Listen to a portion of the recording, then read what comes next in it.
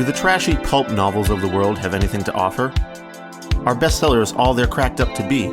Here at Terrible Book Club, we explore whether you really can judge a book by its cover, or its ridiculous synopsis. You ever passed a book and thought, ugh, who's reading this? We probably are.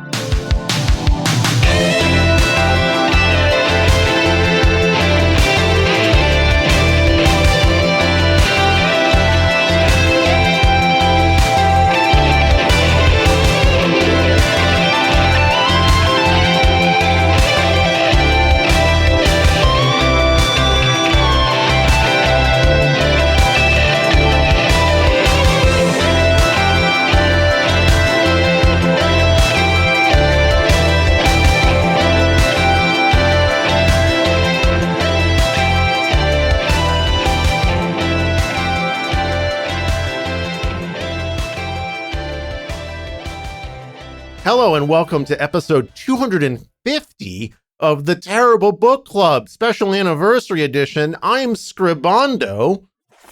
This is Bookbarella. Hello. And we have some special guests here, like Dee, one half of the Antiques Freaks. Hello.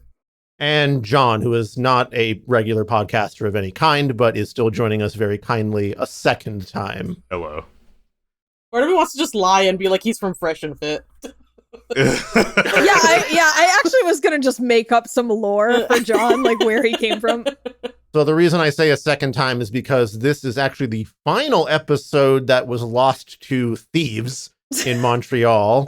This was a laptoppening casualty, sadly, where we are playing Blood in the Chocolate by Kiel, Chenier, which is an adventure module for the Lamentations of the Flame Princess RPG, tabletop RPG. So everyone here has already done this once before, and I want to be clear before we move into anything else. We are not pretending as if we haven't heard all the weird stuff in this adventure module before, so we're leaning into that fact. So it's not a blind run, but I think that's fine. Yeah, and again, extra thanks to Jon and Dee for doing this again, for going through this horrible RPG with us a second time.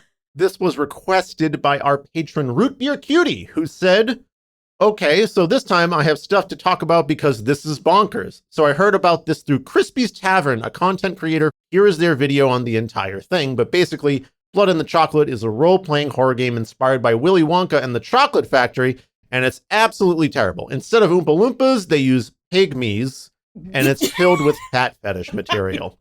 Now, this wouldn't be bad because I don't want to yuck anyone's yum, but it's just uncomfortable. If you want to read it, here is a link to it, and that is just the damn truth, because we were already very uncomfortable as we went through this before. Get ready to do it again, all of everybody here. The word pygmy shocked me back.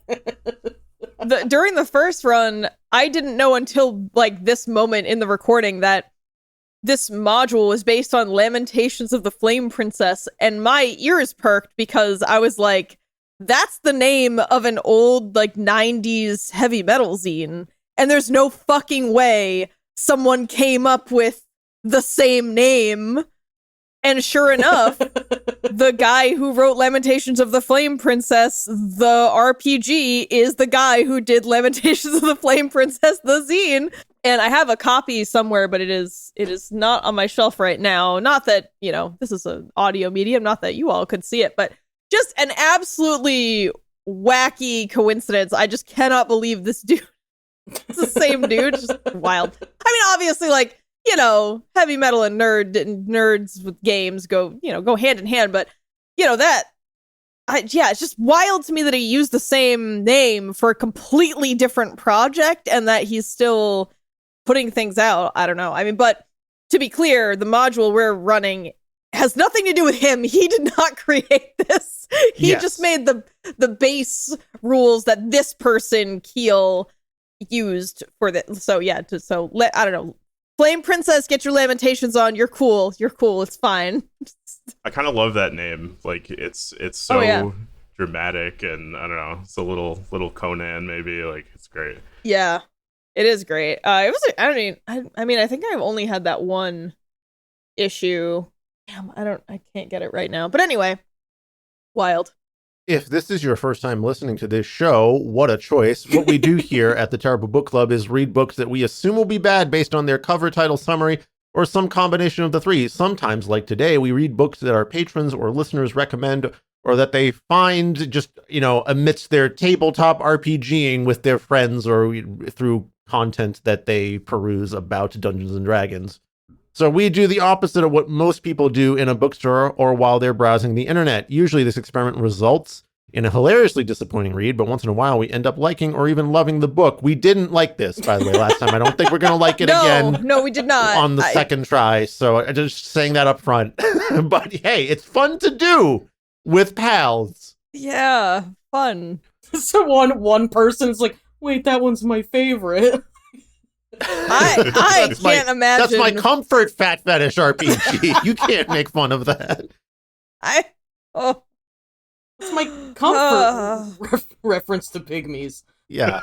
Hey, I gotta, that is the term used in the book. And there's even, I will say, a little aside in the source book here, I guess the adventure book, that's on the term pygmies.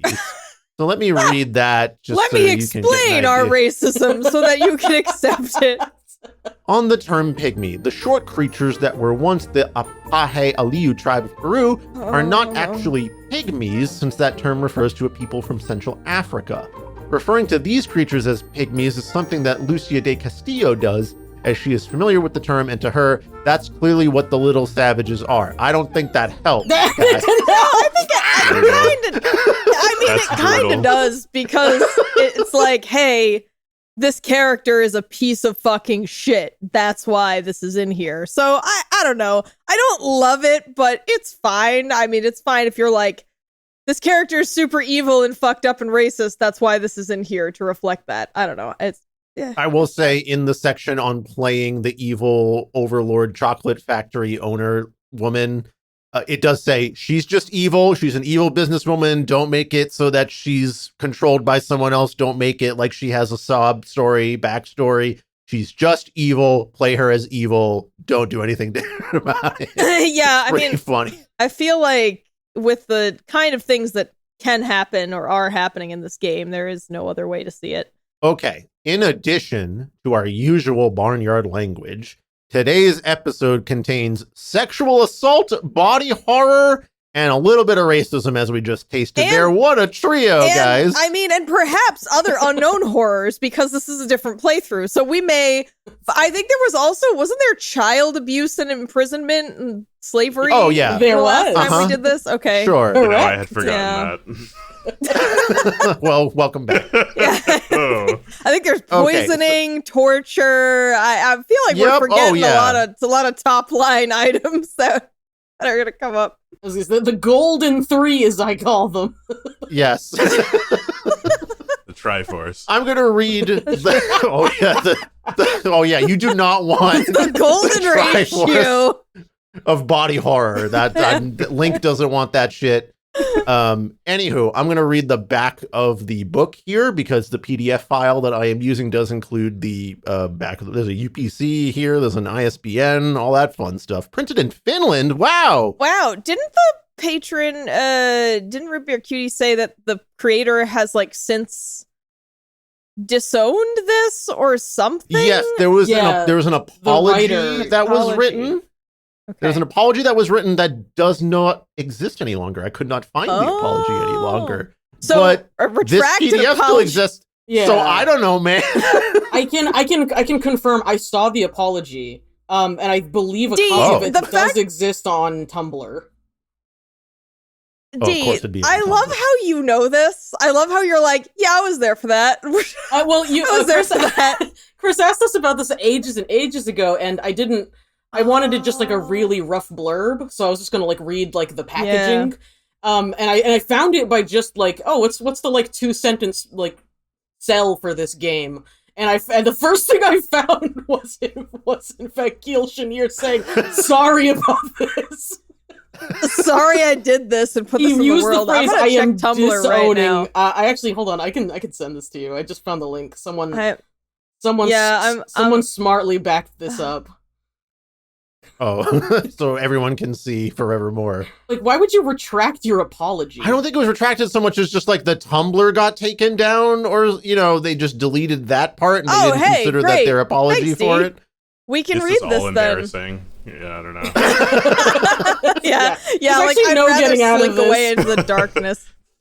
Oh my god, you gotta be kidding me. It is a very I ain't reading all that, Chief. Like, I will say, It's not that long. He probably would have been better off just saying, I'm sorry, and, like, left it there. Okay, I guess I'll read this. Putting this right after the content warnings is appropriate, I think. This is Donuts Deactivated 2200 is the username for this post. Reblogged by Proficiency in Brewer's Supplies. Man, Tumblr is weird. It says, headline, I am sorry for Blood in the Chocolate and what it contributed to. Oh, God. What did this game do? What happened? With the Any nominations for 2020 now public, I feel I should address my history with the Ennies and publicly apologize for the book I wrote that won in 2017. I am disowning Blood in the Chocolate and deeply regret its publication and the award it won. I no longer accept the award. What is this award? Okay, so sorry, funny. Chris. I've apologized for individual aspects of Blood in the Chocolate in the past, both publicly and privately. I'd regretted its content and the success it enjoyed for a while now, but I hadn't publicly addressed it in any meaningful way. I am now. I am sorry I wrote and released Blood in the Chocolate. I am sorry for the harmful, racist, and sexist content within it, and I am sorry that I submitted it to the Ennies. I know I've hurt a lot of people with it, and by extension, how many more people have been hurt by its support. I am sorry for my part in that. The book relies on gross colonialist racist depictions of BIPOC and contains sexual assault that's used for little more than shock value. This was wrong at the time the book was made, and it's wrong now. I'm sorry that I wrote these, and I understand why they are wrong. At the time, I wrote the harmful content in the book for two reasons, both of them very naive and ignorant. First, my intent with the book was to show the horrors of the colonialist capitalist machine as it was in the 17th century Europe. People reduced to monsters to be used, horrible actions done to indigenous people in the name of gaining wealth, a metaphorical machine of slavery and abuse made literal in the form of chocolate factory, a practice that still relies on indentured labor of indigenous people today. I wanted to get these things across in as direct and monstrous a way as possible, which was incredibly insensitive and ignorant to how it reinforced a lot of negative stereotypes of indigenous people of color. The other reason was less idealistic. Lamentations of the Flame Princess is a brand that trades on shock value, graphic imagery, and controversy, and I naively wanted to be in line with that brand. I made everything in the book mired in body horror, sex, and violence without regard to how ignorant, sexist, and racist it was. It was always those things, and I was willfully ignorant to them. I regret this more than anything. At the time, I was willing to ignore the harm that the depictions of these things, racist depictions, sexual assault, would do simply because I wanted to appeal to an edgy demographic. I wanted to be shocking because so much of the horror media I consume, the kind of media that is similar in oeuvre to Lamentations of the Flame Princess, was also shocking. That's a bullshit and cowardly excuse, and I am sorry that I continued to make it. I understand how I've hurt people with Blood in the Chocolate and why the praise I received for it was wrong.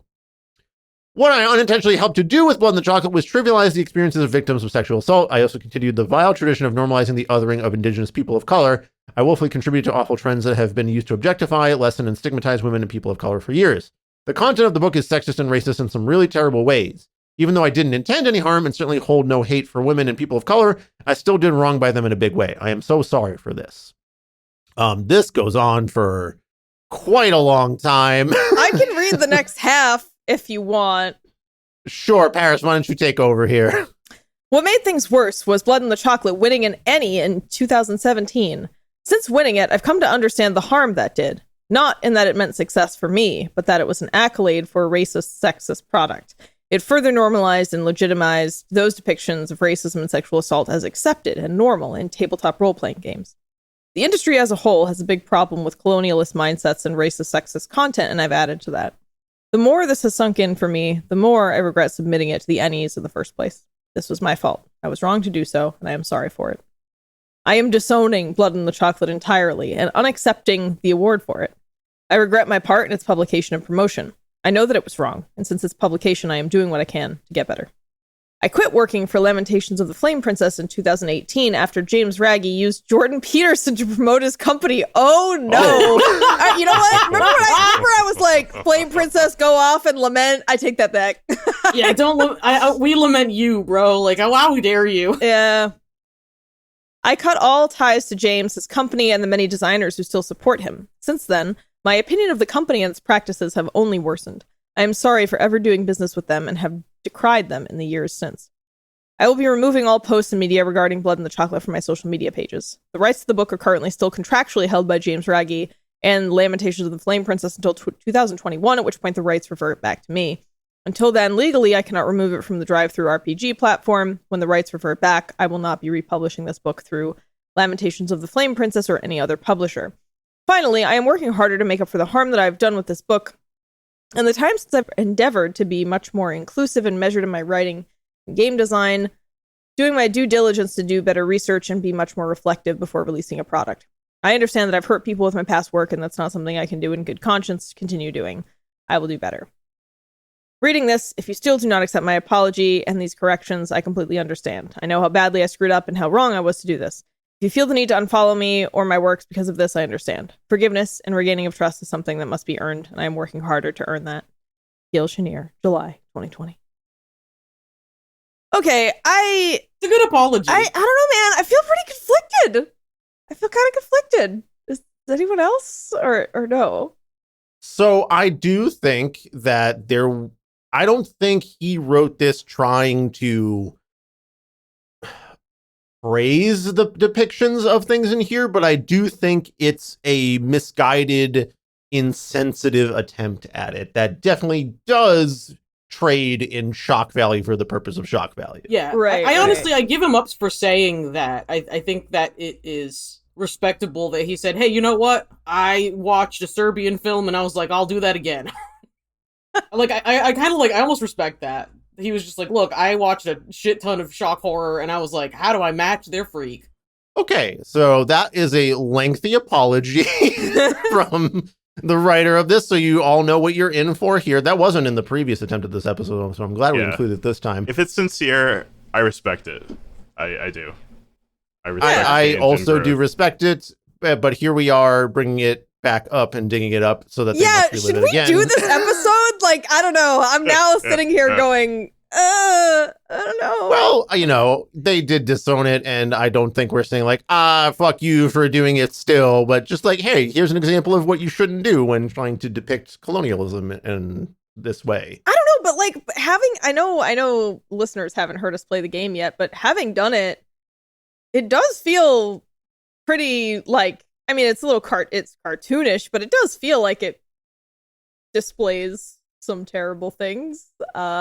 Sure, again, it's definitely not celebrating the Lucio de Castillo and colonialism. It is not doing that, but it does go over the top in certain ways. And I do think that there is some fetish material in here as well that was not addressed. Yeah, at I all. don't know if we ran up against that in our run. Oh, you did. There was did? the lady in the basement. We'll get to the lady in the basement. Right. Anyway, not a phrase you ever want to hear. No, not a phrase you're funny. Anyway, finally, the back of the book, the back of the PDF, the last page in the PDF says, "Wouldst thou like to die deliciously?" Okay, I'm out. The year is 1617, and the only thing on the minds of every noblewoman and aristocrat in Europe is chocolate. The act of eating this modest confection brings so much pleasure. It has become more prized than tea, spices, even liquor. And it all comes from one place, Lucia de Castillo's factory in northern Friesland. This one businesswoman has Europe by the balls, and some will pay handsomely for the secret to her success. But Lucia's factory isn't what it seems to be. The horrors and cruelties that exist within its walls defy imagination itself. Nobody ever goes in, and nobody ever comes out. Blood in the Chocolate is a psychosexual romp that pits characters not just against their enemies, but against their own twisting, melting, inflating, or poisoned bodies.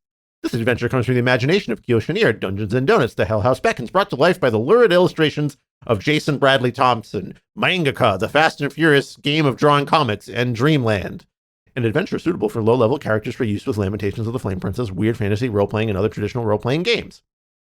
Well, Jason Bradley Thompson didn't apologize for his art, so I think we can go after him. Got him. I don't know. I feel like I'm still sort of stuck in this, like, depiction doesn't equal, like, celebration or approval of something. But then I think about, like, how much effort would have to go into making this, and it's like, I don't know, man, if this was the way, I certainly agree. Again, depiction is not endorsement, but there are things about this that go a little bit too far for shock value, I think. Yeah. Or maybe I'm just an old fuddy-duddy that doesn't like the shock value element anymore. I find it just sort of cheap. Yeah, no, I do too. I mean, and I'm a person who likes, I don't know, I mean, like, Dee, you mentioned a Serbian film, when you got sucked off by a robot earlier. Yeah, that happened. The government was trying to get me to stop talking about this well-known film. I mean, I have not seen a Serbian film, but I am aware of its content. Yeah, I don't think I need to. I mean, but I don't know, I think about, like, Martyrs or something. I feel like Martyrs is a better comparison, I think, yeah. Martyrs is a great film. It's a very difficult film to watch, and yet I hated it the whole way through. I was like, I got up and started pacing, and I was like, why the fuck am I watching this? Like, an hour in or something.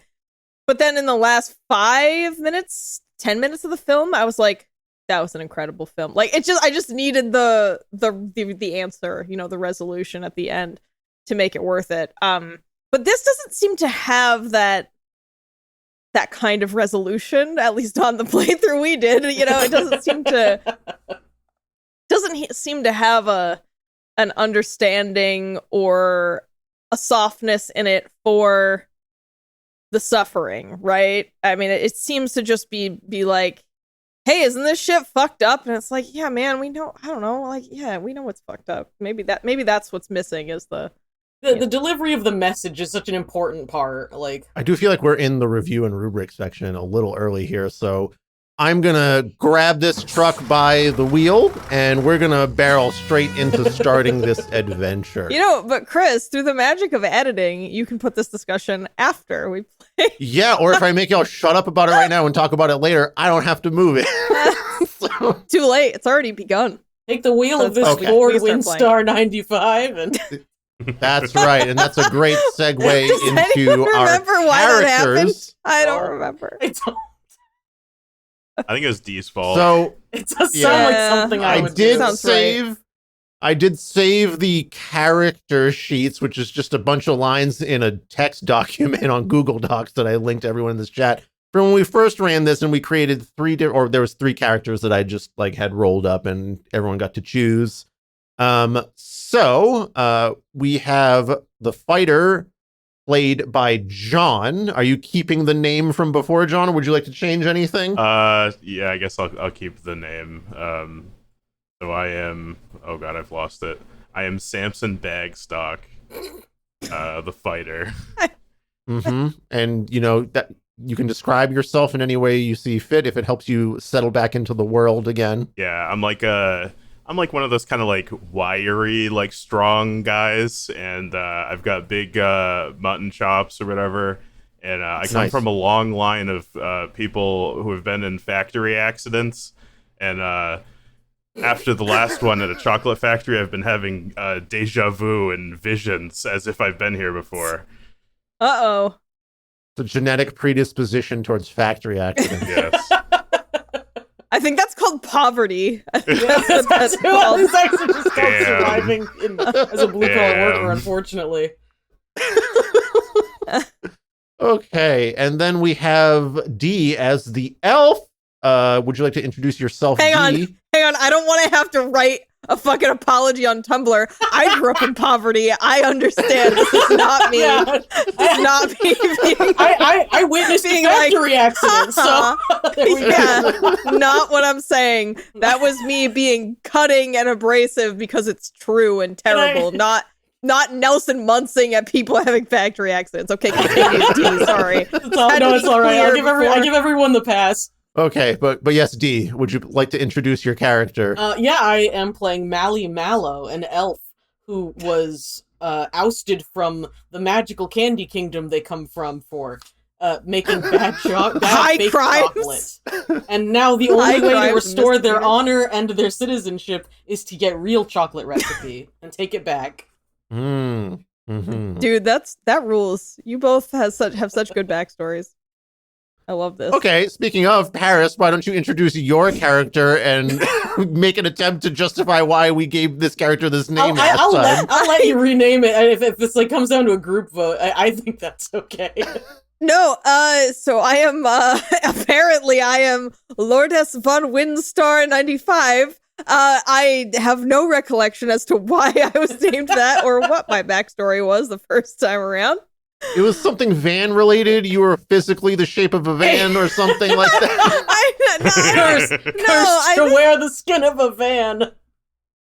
I feel like maybe it's because I was like, I'm really reliable, like a Ford Windstar. Yes, that's probably it. That sounds right. Were those reliable? I don't remember. No, did they even make a Windstar in 95? Like I don't remember. There was in fact a 95 Windstar. Okay, well, Lordess von Windstar 95. I feel like I was trying to say that I was from the illustrious family of Windstar, but I'm like an offshoot. That's why I'm like Von Windstar 95. You know, I'm not like the OG. I'm like the Von Windstar 95 we have at home. You know, I think that kind of a thing. But I feel like I'm in a country where people don't really know, and they just hear Windstar and they're like, "Oh, she's of the Windstars." Okay, so I'm sort of getting by on this reputation that I don't know, that I only barely have, you know, as an offshoot of the lineage of Windstar. Shit, why do I want to break into this chocolate factory? Like, what the fuck? Why would I want to do this? Oh wait, don't we have a mission? Like, you have a reason for us to be. Oh yeah, there's going to be a setup happening here, which why don't I just crack into that right now, and then you can probably like reverse engineer why Lord S. von Windstar would want to do that. Yeah, I think that is a better option because I am not feeling as creative as Dee and Jon here. Excuse me, as mellow and bag fuck or whatever. Jesus Christ. That's a Hobbit name I haven't heard in a while. The bag fuck. You don't even have basic respect for your teammates to remember their name. Sorry, I couldn't remember how it ended, and my instinct is just to swear. It's fine, I'm deserving of none. I'm sorry, Jon, you're now Samson Bagfucker. What are you gonna do? Yeah. You fool of a bag. Anyway, merchants from France have come to the player characters with an offer. I guess you were all hanging out together. These merchants cannot replicate Lucia's chocolate recipe and so cannot replicate her success. They need cunning and able-bodied burglars to break into the Castillo Chocolateria and steal Lucia's secrets. They are willing to pay handsomely for each and every piece of information or sample that the player characters can provide, including 200 SP for a sample of Lucia's cocoa beans unroasted. A sample of chocolate liqueur, 1 pint, is 100 SP, and liqueur is not like alcoholic, it's just like the processed remains of a cocoa nib. 500 SP for a copy or original of Lucia's chocolate recipe. 100 SP each for any and all non-mundane secret ingredients, and 500 SP for a working map of the factory. So that is the offer that has been made. The adventure takes place during the winter in northern Friesland, which I believe is Scandinavian-ish. 1617 Europe. I could be wrong about that. I think it's supposed to Friesland. That sounds like the Netherlands more than. So this is supposed to be real Earth in the 1600s. A foot of snow covers the ground, and the player characters will need to wear heavy coats and gloves to ward off the bitterly cold wind coming off the Mare. Yeah, that's the Netherlands. That is distinctly Dutch. Okay, so we're it's northern Netherlands is where we are, and you guys are taking a ship onto some docks near this factory. Lordess von Windstar, why did you do this? What's the deal for you? Oh man, I feel like I am trying to maybe recover some glory to my name because I want to be a real Windstar, you know? Instead of, a Vaughn 95, I want to be a full Windstar. Want to be the And for some reason, fully loaded bottle. It'd be XP edition. Want to be Windstar 2000? Yeah. Windstar 1998. I feel like this will be a notable. Yeah, it'll be a notable thing to restore chocolate to the world. This is like because if we can free the chocolate and its recipes from the clutches of the horrible woman, then I will somehow, I could easily drop the Vaughn in 95 and just walk around as a Windstar, a hero, a chocolate hero, a confectionery, legend. You want to give chocolate back to the people. My motivation.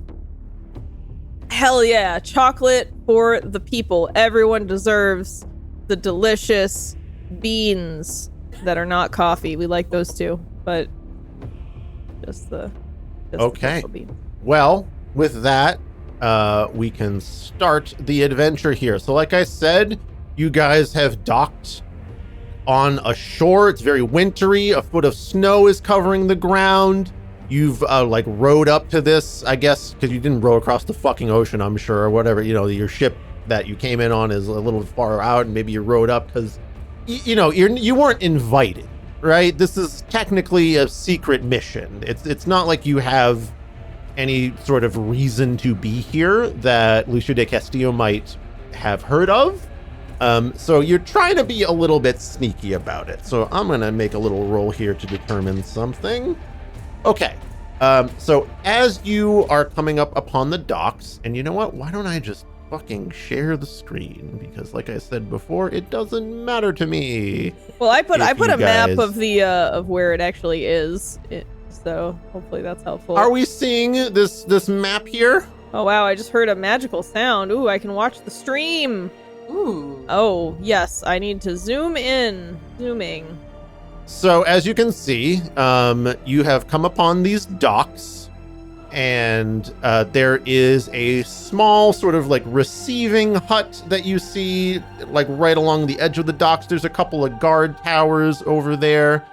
Further in the distance, you can clearly see the factory walls. There is what looks like a main entrance off to the east over there. There are the central area seems to have a bunch of receiving doors for perhaps some shipments. There are no shipments that seem to be coming in at the moment that you all are approaching.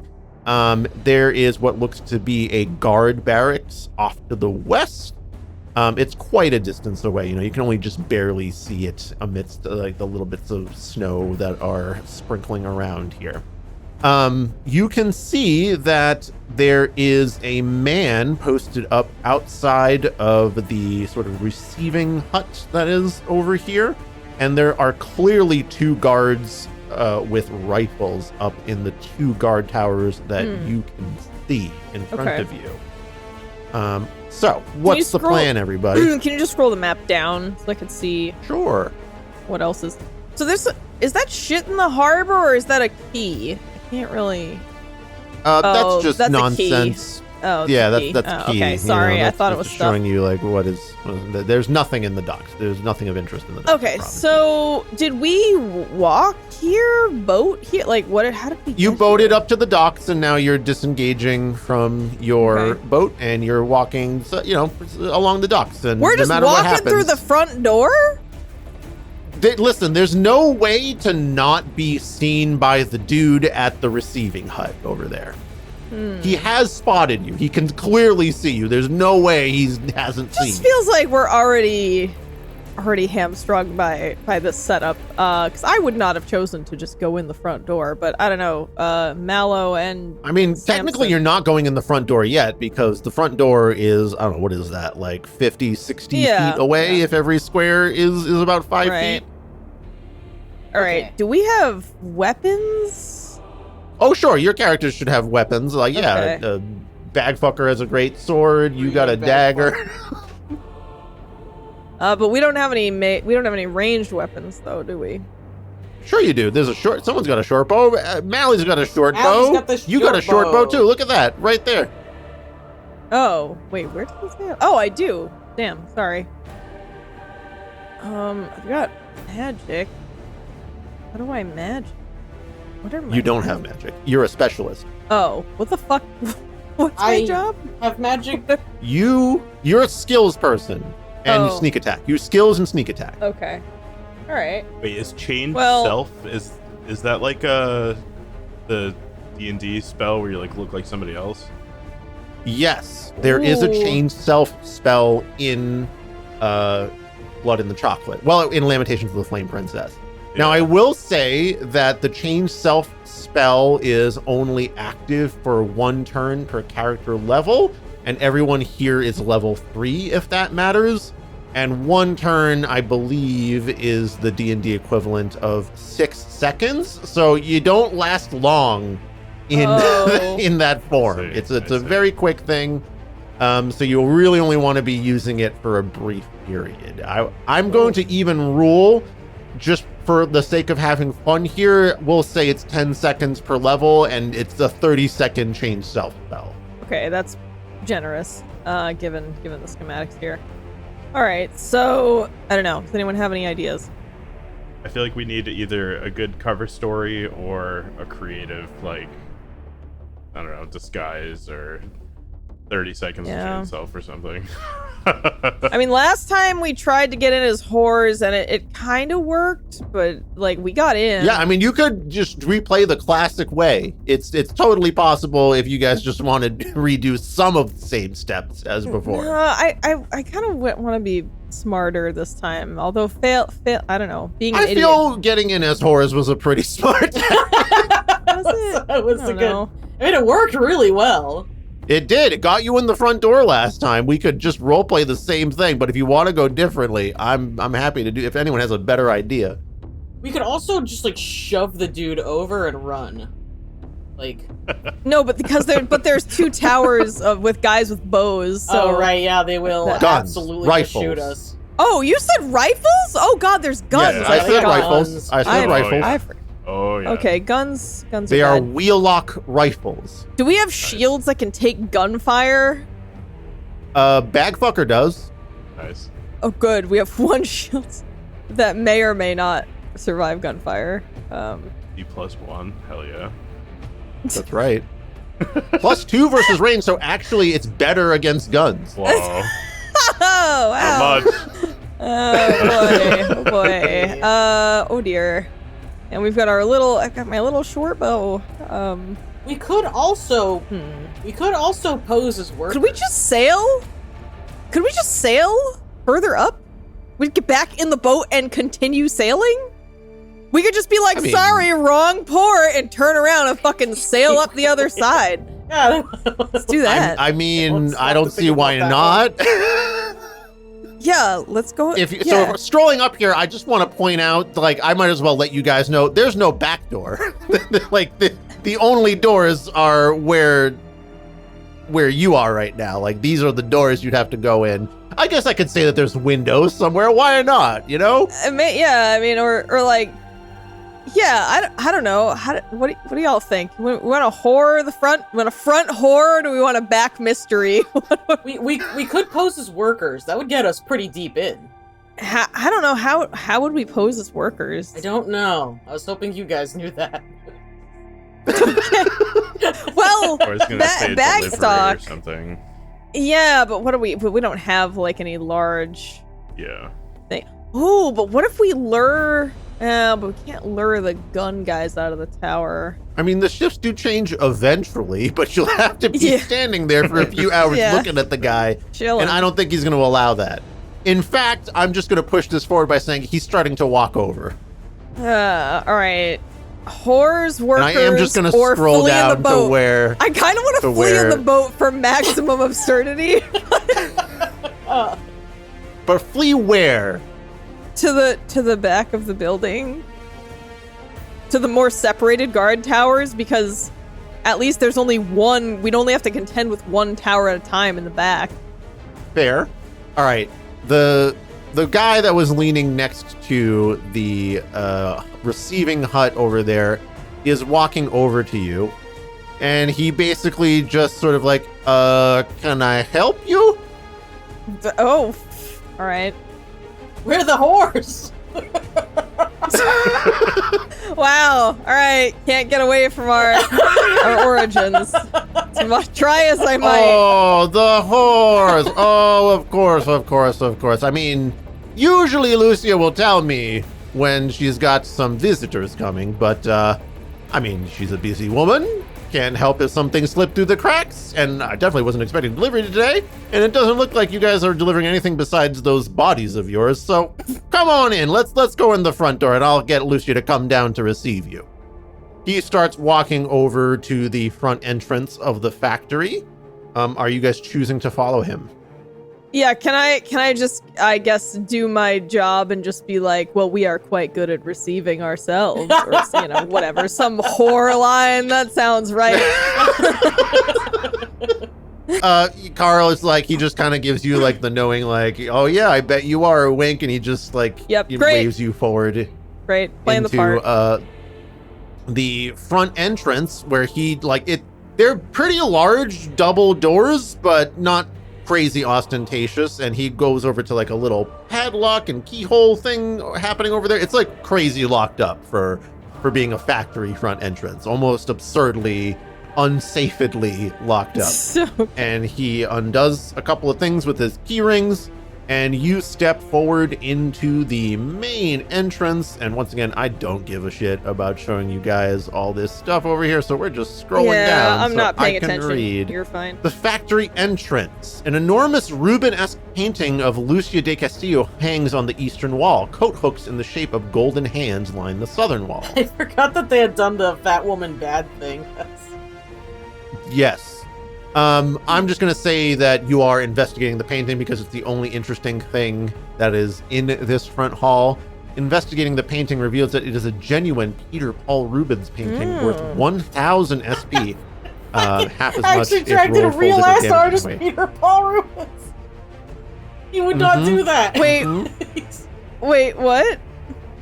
That's so obnoxious that they were like, it's the real painter Rubens. He loved this bitch. Like, yes. Oh, so the painting of her is Rubenesque, but also by Rubens, right? Because yes, it's a Rubenesque because it is Rubens. Yeah, that's a little. They probably Whoa. could have skipped that descriptor until we investigated it, but okay. The painting deifies Lucia and is filled with subtle anti-Reformation imagery. There's a little bit about a trap over there that we're gonna scroll away from. I think we found out about that before. Yeah, you guys did. But so you're in the front hall, and I gotta Carl say, is this guy's. The chocolate rivers on this map just look like shit. They just yes. look like poop. Like they do Dookie not River. look like chocolate at all. I don't know. By what the way, person was while we're thinking. here, since I'm just showing you guys everything, is it also kind of hard to read like what direction I know that this square that I'm showing you that no one that's listening to the podcast can see, this is supposed to be the upper floor, but this segment over here on the left, yes, that's supposed to be the upper floor because this is the basement. Okay. So the waterfall is falling from the basement to the upper floor?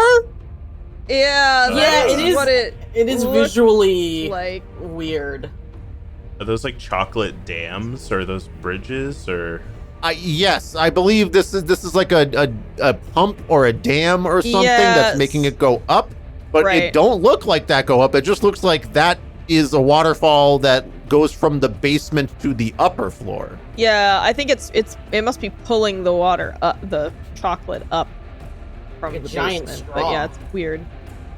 Yeah. I mean, that's the only. I was staring at this for a good 15 minutes the first time we ran this, and then again when I was preparing for this session, being like, I don't understand the physics of what's going on here because water fall, but that we're already down. But water so up. Please help. Actually, yeah. I don't know. Weird. I think maybe this section over here is falling from an even higher floor, and the chocolate river, like it's falling down into the chocolate river, and this western portion is flowing to the west around everything here. Oh, or like no. It's really weird. I don't understand what I'm looking at. It's not good. They haven't done a good job, is what I'll say. Yeah. Let's hope we don't need to find out. Anywho, you're in the front entrance and Carl is walking away to get Lucia. And he sort of walks through this other set of doors to the north over here. There is another set of doors on the western wall close to where you can see the painting of Lucia. And those are your two options. You can either, well, for doors, you can, of course, do anything you want in this room. You have free will while you're inside this room, but there are two doors, text adventure style. I check behind the painting. Oh, okay. Don't. We're trying to have fun, okay? Right. We can have fun. We didn't do this last time, right? Like, let's try it. That's true. We just did something else that produced the same result. Okay, removing the painting or disturbing his frame in any way triggers a release of gas from a mechanism in the wall. Player characters within 15 feet of the painting must make a saving throw versus poison. Completely forgot that this happened already. Yep, it happened when John tried to go through a door in the other hallway. Yeah, here we go. Great. This is I great. got So D, Taffy disease. Yeah, yes, you D, did. I'm gonna need you to make a saving God. throw versus poison, which for you, that's actually your best saving throw. Okay. Good. So as All long right. as you roll above a 12 on a D20, you should be good. So Okay. please roll a D20 and tell me if you beat or meet 12. Okay, alright. We are exactly at 12. Holy shit, what a save. That's good. You saved yourself. Oh my God. Holy shit. Meeting the number means you are not afflicted with a disease and you managed to dodge out of the way of the gas trap behind the painting. But I will say that it allowed you to remove the painting from the wall. Wow. And now you're just holding a giant Rubenesque There's painting. nothing there. Or a legitimate Rubin painting of Lucia Yeah. de Castillo. It's not Esque, it is. I'm gonna turn to my companions again. Guys, there was no way for me to know this beforehand, but there's gas traps in this. Does anyone else want to do it? We're really now, I mean, that's Wait, really so the only other feature in this Did we steal room. the painting then? Are we? Well, Mally is holding on to it, so they can figure out what that means when you move through the rest of the factory. Because what about when Carl comes back? That's going to be really hard to explain. Pretty awkward, yeah. Yeah. Is there anything behind it? No, just the mechanism for the gas I'll trap. I'll just put it back Okay, up let's. then. Yeah, let's. Maybe we can just take it on the way out. How about that? The gas is triggered again. No, I'm joking. That would be so fucking funny, though. Okay, you're either waiting here for Carl to return with Lucia, or you're going through one of those doors. I'm a very railroady DM this session. No, I that's mean- fine. That's fine. Since we've already stolen something, I feel like that might change our, the nature Well, of no, our we put it meeting. back. Just Put it back, it's around- fine Oh, we put it. now. Oh, sorry. Put it back. Yeah, we put it I'll back. get back up. No. I actually don't So, I understand think- the reason to gas trap a painting if it's hiding nothing, but hey, whatever. Yeah, because you don't want someone to steal the painting, I guess. But yeah, it does seem a little excessive. Why is my gas trap empty? Yeah. Shit. My emotional support gas Someone's gonna trap. refill I that. swear to God, I refilled the gas trap last time I gas Oh my trapped something. God, someone's gonna die because of us. They're gonna be like, I refilled it. They're gonna be like, no, you didn't. Well, they shouldn't Fired. have worked for her in the first place. Yes, it's their fault. Capitalism's a Okay, bitch. team vote. Are we waiting or are we going through a door? I vote to go through a Last door. time, I believe we went through the door that leads to the room with the table. Yes, that was what happened last time. Okay, so that seems fine. That seems like a place guests would be. There you go. Okay, we're going through the north door to the meeting room. An enormous oak table dominates the room with a dozen matching chairs. A bar with 4 bottles of wine, 2 bottles of gin, and 1 bottle each of rum and vodka rests against the western wall. There is a wheeled metal cart filled with Castillo chocolates of all varieties and fancy packaging. A small sign rests atop them that reads, "Help yourself," in Dutch, English, French, and German. 3 paintings hang on the eastern wall. The Last Judgment, but with a clothed Lucia de Castillo in place of Jesus. The damned figures below her all resemble Reformation or Calvinist leaders. Martin Luther, John Calvin, Henry VIII, and Julian Hernandez most prominently. Venus at a mirror, but with Lucia standing in for the Venus, and the drunken Hercules, but with Lucia in place of the titular hero. The devil, rather than shouldering Lucia, is bruised and battered in a heap at her feet. Of course, upon closer inspection, these are legitimate Rubens. And hey, maybe don't move those paintings. It feels like a smear piece on Rubens, but yeah, I'm not gonna. Yeah. Okay, that's all that's in here. It's just a meeting room with more paintings that are probably guest traps. I don't know if we should. I don't think we should eat the chocolates, but is there a way we can take them without them noticing that some are gone? Because we do need to. It says help yourself. It says help yourself on it. So does that count towards our sample? All right. Fee? Like, will we get paid for those? That's what I'm. Of course, thinking. Of course it would. Of course it would. That's a little bit weird. Stuff in my Can't you just buy pocket, these? Probably. Or was that? I don't know how this probably, works. Yeah. What are you confused about, Paris? I'm confused. Like, samples are so valuable, but then is it just because you can only get them through directly contracting with her? Like, are they just rare? Because it seems like they're just rare, but it's like for nobility. And like, sure, the French merchants are the ones, like, they're not going to pay out the ass for them, but it's like something that you brought back. So again, if we look at the reason that you guys were sent out over here, they did want some scroll. Starting the adventure. A sample. Oh, they want the cocoa beans and the liquor. They don't care about the actual chocolate. I'm sorry. Okay. I misheard that. Okay, then it was the cocoa beans and the liquor that they want, not the actual chocolate. They want the sort of in process of refining. So that makes the chocolate a lot more bars sense. are almost just as valuable as like you would be selling them for at any store, which is still pretty valuable. Okay, I think we can pass on those. Okay, well, there is a northern door and a western door. They both lead essentially to the same hallway. Last time we went north, because we were in the bedroom or something. Yes, there was a bedroom. Why don't we just go in the bedroom again so I can remind you guys what's in the bedroom, because otherwise you'd just be waiting for Carl and Lucia to show up again. And he has to go get her first of all. Okay, guest quarters is to the north over here. Opulent living quarters with 4 sets of fine double beds, dressers, mirrors, and wash basins. They are all divided by hanging curtains. Searching the dressers reveals a set of fine women's clothing and a golden opal brooch worth 250 SP. English player characters, which are none of you, know that these are distinctive clothes and jewelry may have belonged to Frances Carr, the Countess of Somerset, who was known to be a lover of Castillo chocolate and a possible paramour, and who is widely believed to be locked away in the Tower of London, accused of murder. I don't mind giving you guys that info because it would be less fun if you didn't know. Yeah, okay. Essentially, if you guys don't remember last session, you're very, very much railroaded into either waiting for Lucia or going into this hallway where there is one single other door that you can go through that leads to the Chocolate River area that we've been talking about previously. So you just basically have a binary choice at this point, unless you're, trying to go outside, wrap around the back of the factory, find a way into it. It is wait for Lucia and Carl to come back, or try to go in through that door to the chocolate factory area, where they will have to, if you remember, like, if it's the only way in there, they're going to have to come through that themselves, but there's not really like a great place to hide either. I remember us trying to hide in the grass or something. That was once you were in the room. Yeah. But as you can see in this hallway, there's basically, like, can you guys see my pointer actually? Yeah, I can see that. Okay. So there's the door, and as you can see, this is like, you can maybe huddle, there's a far corner over here with just a wall sectioning off this hallway. I don't know why you'd section off this hallway like this, but for game design purposes, I'm sure.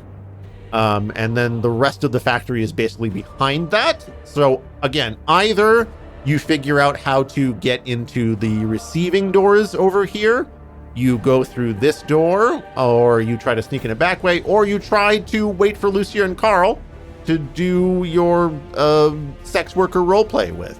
Oh, man, this is no good choice.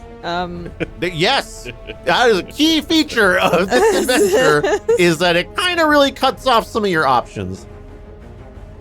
Samson is getting some deja vu about breaking down that door. I feel it's almost like Yeah. it's Another life. door. Something happened. And this time, we're gonna remember to maybe use an implement to open the door and jump back from it when we do. Does anyone want to try to perhaps tinker with the door? Oh, that sounds like a word for me, the specialist.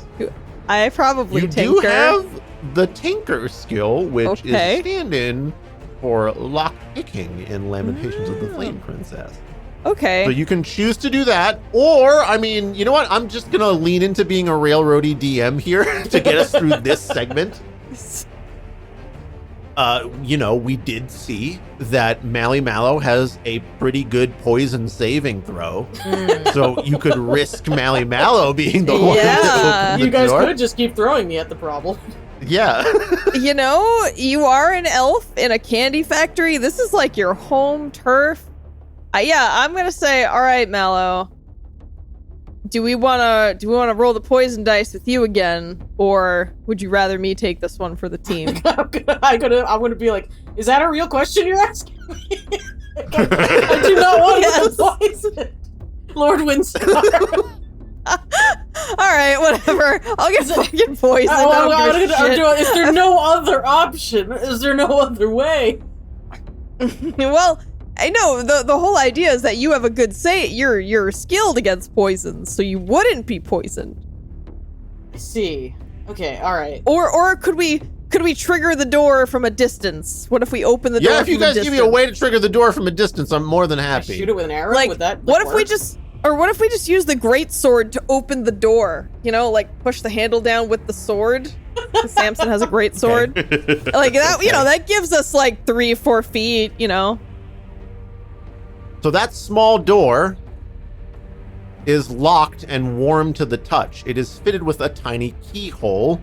And we have a little bit of a trap description there. Yes, we remember.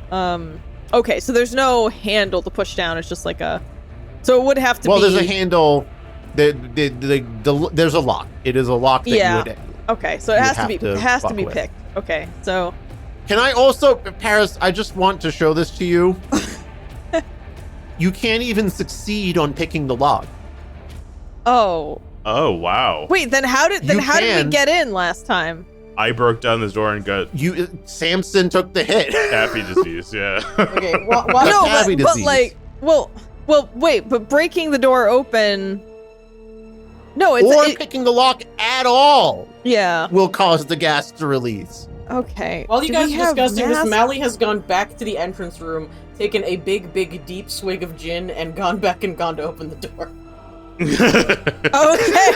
Great. Amazing. Here we fucking go, guys. I love this. I love this reality. Okay, I'm going to. Everyone else was like, Samson and Von Winstar were sort of like arguing in Yes. this corner over Yes. here about what to do. Did not notice Mally walk away to take the swig of gin and just sort of like shove themselves past and just like go straight for the door. The fucking And I'm gonna bravery. say I love it. That like you just full force like shoulder slam Yeah. it because you're not a lock picker. There's no way you're messing with that. You just have to like rip into Oh yeah, it. I'm running there. straight Alright. at it. Okay. In that case, let's just do the poison saving throw here. I'm going to say that you're ginned up enough, and the door actually isn't that strong because Lucy assumed no one would be stupid enough to try to break in. The Yeah. lock should have been enough.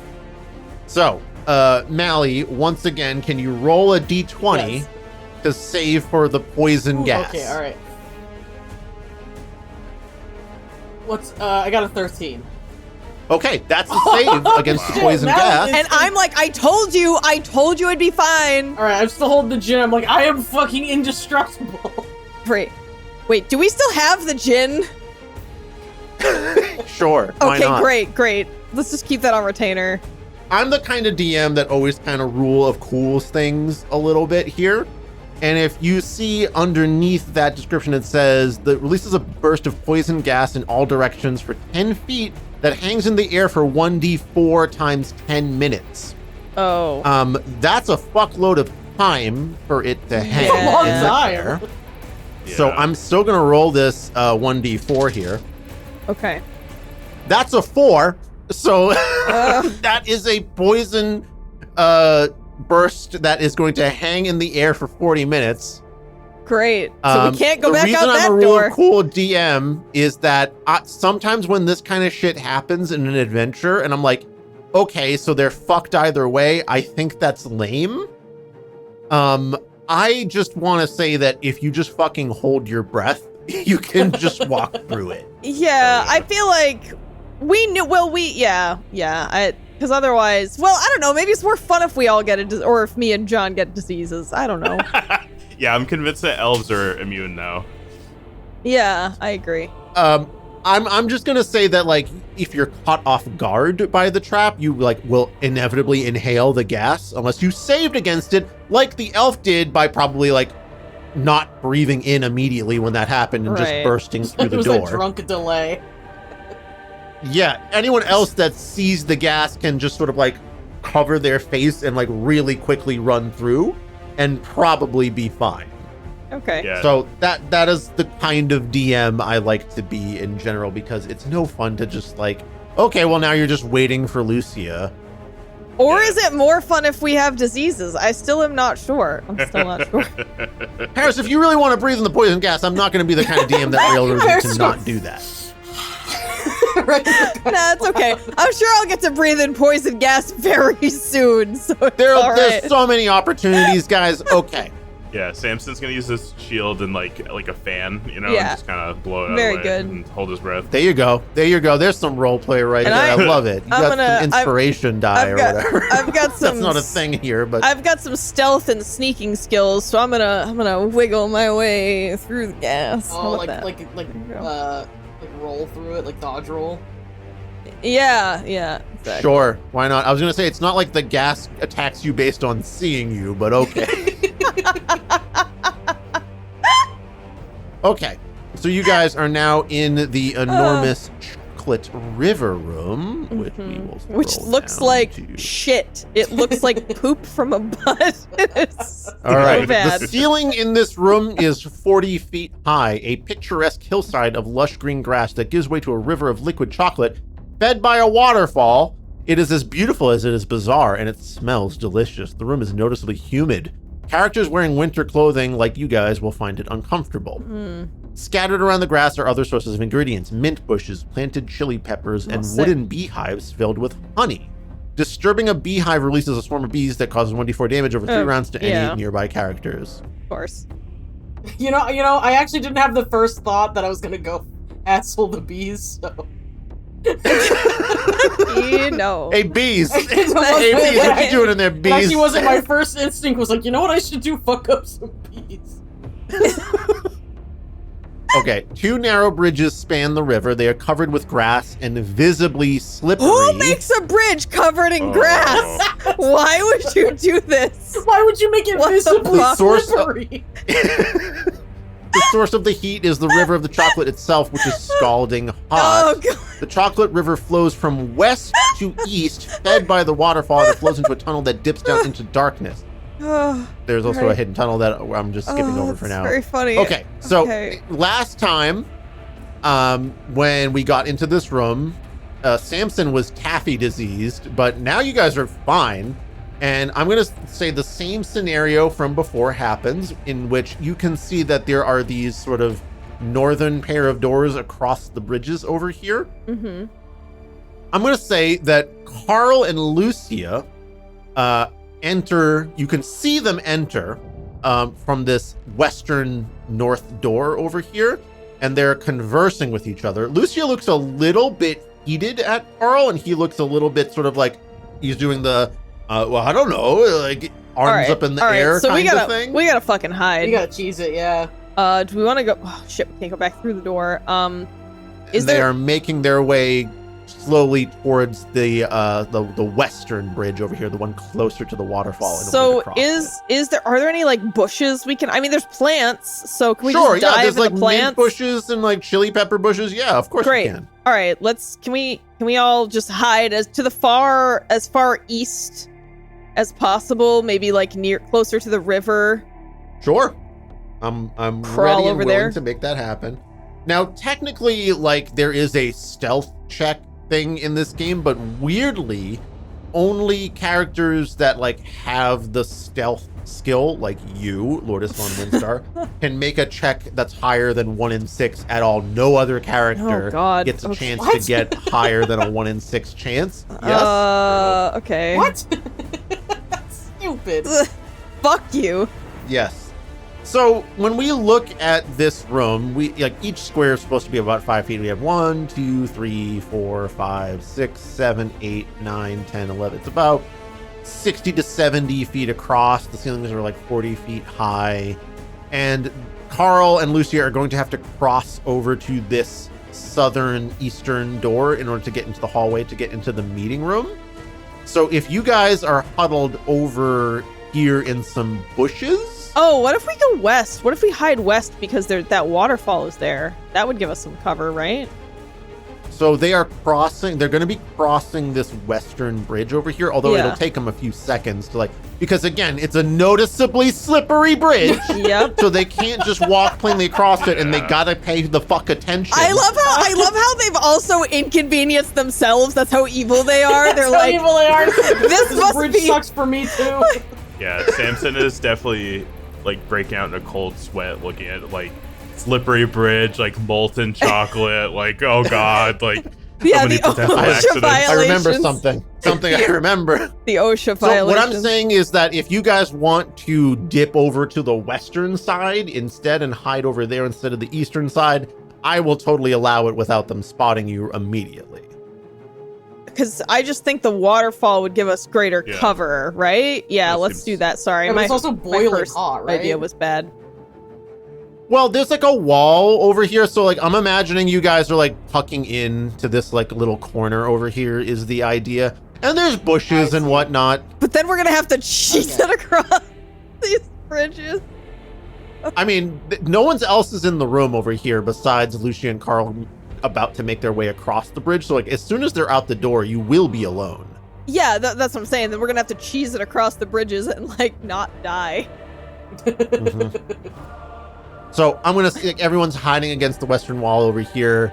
Carl and Lucia are in such animated conversation and like trying to concentrate on not fucking slipping and falling into the chocolate river that they do not have the attention to notice you guys just huddle amidst some like mint and chili bushes that are over here. And they make their way down over to the southeast door and they just walk. Well, first of all, they notice that it's battered down. So they're immediately, extra heightened in their awareness. But instead of like returning, they're going to go into the hallway. Although, again, now they're both like very, very perturbed by what they saw. And they're basically going to go check to see what else has been disturbed in the meeting room in the front hall and the guests' quarters. All right. But they will be returning within like 5 or 10 minutes. Yeah, we don't have a lot of time. So we got to get across that bridge closest to us, I think. Crawling on hands and knees, I guess, is probably the most that would be a stable. totally fine way to do it. So Yeah. Samson is absolutely doing. I'm definitely shaking. Like, oh god. Yeah, you're... Sorry, man. The nervousness is high. There's a part of me wants to be like, Mally's just gonna talk the whole time about how dangerous this is to Samson. No railings or anything. Can you believe it? Yeah, man. No, it's just like Wait, it's there's like no really railings? fucking hot. No, there's no railings. It's just a bridge. It's a slippery bridge with no railings over a molten river. With grass on it. Yeah, all right. Great. You could have made this any way you wanted, and you made it like this. Why? Yeah. This is Because evil. Because Yeah. evil. Anyway, you all make it just fine across to the other side. It does take you like 3 or 4 minutes to get everyone across over there.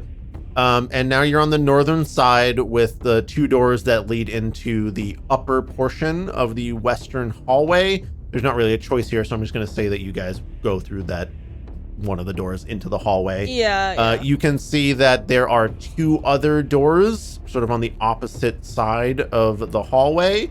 There is a T intersection over to your west that you can check out as well.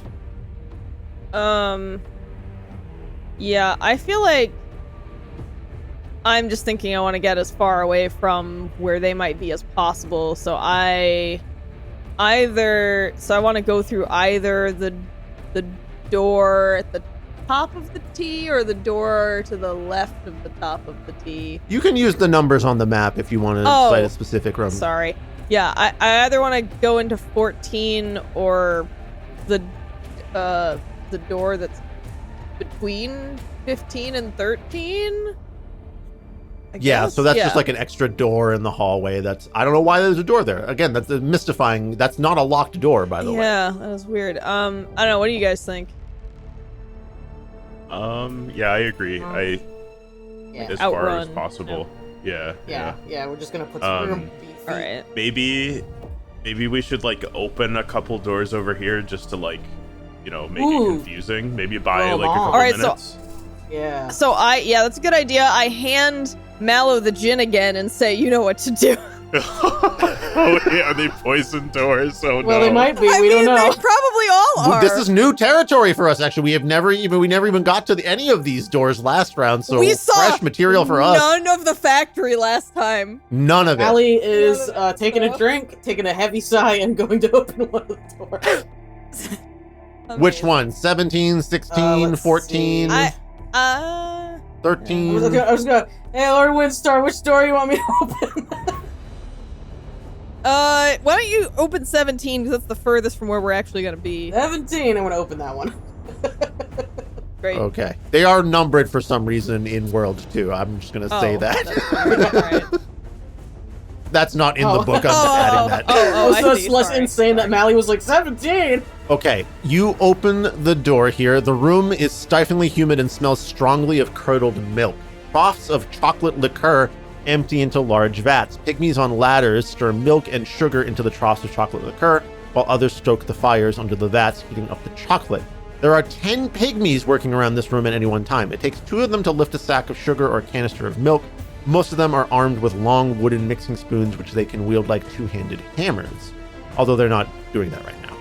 The mixed chocolate collects in a single enormous vat, which pumps the liquid chocolate through pipes down into the floor. It is here that it moves to the chocolate river in the basement. So that's room 17. That's all that's in room 17. All right, do we want to try to grab some? No, we should just get the fuck out of here. I don't know that it's worth. Yeah, maybe on the way back. Okay, great. After we've cleared this or something. Okay, do we want to open any other doors? Or go into any other rooms? Let's open 14 as another, like, hee haha, maybe we're in there, but we're actually gonna go down, I think. So you want to open 14 to be confusing, but which room are you actually trying to go into? I say we go through the double doors in the hallway and continue through like 9. Yeah, to either check out, I don't know. I'm not sure which is also, I'm not sure which door we would choose down there, but let's just, oh wait, so that door wasn't trapped. Nope. All right, so I just want to open 14 and peek in there as like a maybe we went this way and like leave it open or whatever. Okay. 14. Oh man, Going by the table of sacrifice. I was just gonna say I love seeing blood orgy on a table. Right, That's good. Okay. Door 14 opens to the roastery and mill, a broiling dark room filled with ovens, metal contraptions, a giant mill, and conveyor belts. Here, cocoa beans are roasted, then milled and ground into cocoa nibs. There are 30 pygmies working the ovens and the machines at any one time. They are focused on their work and do not pay attention to the player characters unless they are disruptive. The room is so hot that a player character must roll each round she remains in the room. And there's a whole thing over here, but we're not remaining in the room. Yeah, we're just speaking. All right, so that's just a hot-ass room, although there are some doors on the opposite side that you can see. It looks like you have to like step over a pipe or something, or maybe that's like in the ceiling. Yeah, this is another dealable thing, right? Or I don't recall. Yes. Exactly. So the liqueur would be valuable to the French merchants. The sort of roasted cocoa nibs in here would also be valuable to the merchants. Okay. you could, there's some doors on the opposite side over here, so you could try to walk through here, or you could try to go into the hallway again and go into any of the other. Yeah, I say we doors. keep going down the hallway. I don't know what. Harris, do you have a particular room you'd like to go to? I guess the one with the stairs looks interesting. Number 19? Yeah, but I don't know. You guys, if you guys have a different opinion, that's fine. Down. I mean, a little concerned about the big tree room. You know, I feel like I've been there before. I don't know. There's something. Having a religion. But I don't know what 19 is. Yeah, we should go there. Hey, number 19. So you guys make your way. It's a long trek down that hallway, and you have to like kind of take. You find yourself up against what would have been the other side of that one random sealed off wall when you were first in the main hallway to the Chocolate River room. And 19 is the storage and stairwell area. This room is piled with crates, barrels, and sacks of assorted ingredients and supplies. Ooh. There is more than can be easily accounted for. That's a good description. There is a set of stairs leading up. Yeah, just like there's more than can be. I don't fucking care what's in here. There is a set of stairs leading up and a set of stairs leading down. Descending stairs, of course, would go to the basement, and the upper would go to the upper area, like the top of the factory. Investigating behind the crates and sacks reveals the mummified corpse of a thief. Her body is riddled with blowgun dart wounds. She smells strongly of sugar.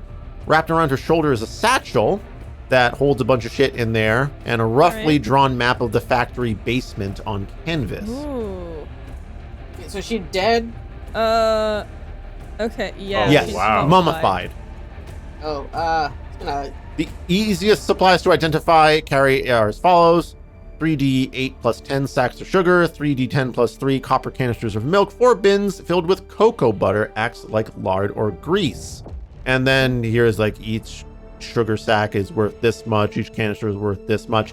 These are not special ingredients, clearly. I forgot that Lamentations of the Flame Princess is like the this is like the commerce RPG if you wanted Dude, to be, it right? is. There's so much more in the Lamentations of the Flame Princess rulebook about investment and like owning workers than about combat. There are many more pages about investment and like the combat thing is like 2 pages, but there is so much shit about you can have this kind of worker, you can have that kind of worker, you can have this kind of investment, and it pays off in this way. Capitalism the game. Great. So glad that we're playing capitalism inside capitalism. What a delightful way to be alive. I don't understand why you'd want to go that much further. Just can't stay away. Yeah. Mally's gonna gesture to the corpse and be like, "I'm gonna level with you guys. Did no one ever tell her you could get milk other places?"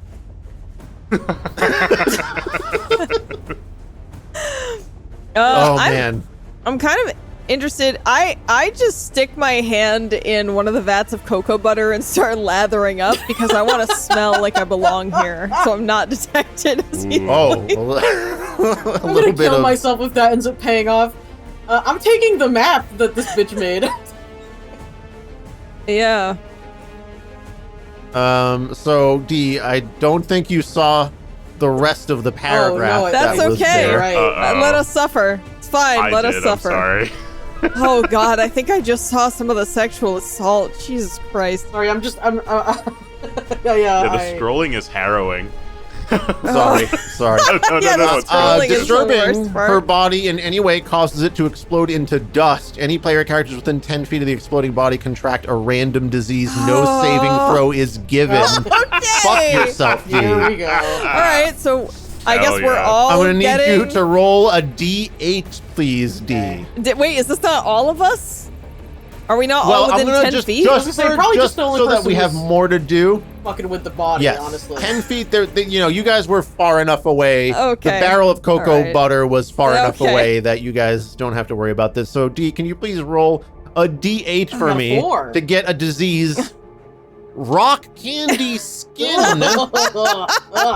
Huh. Great. Let's see.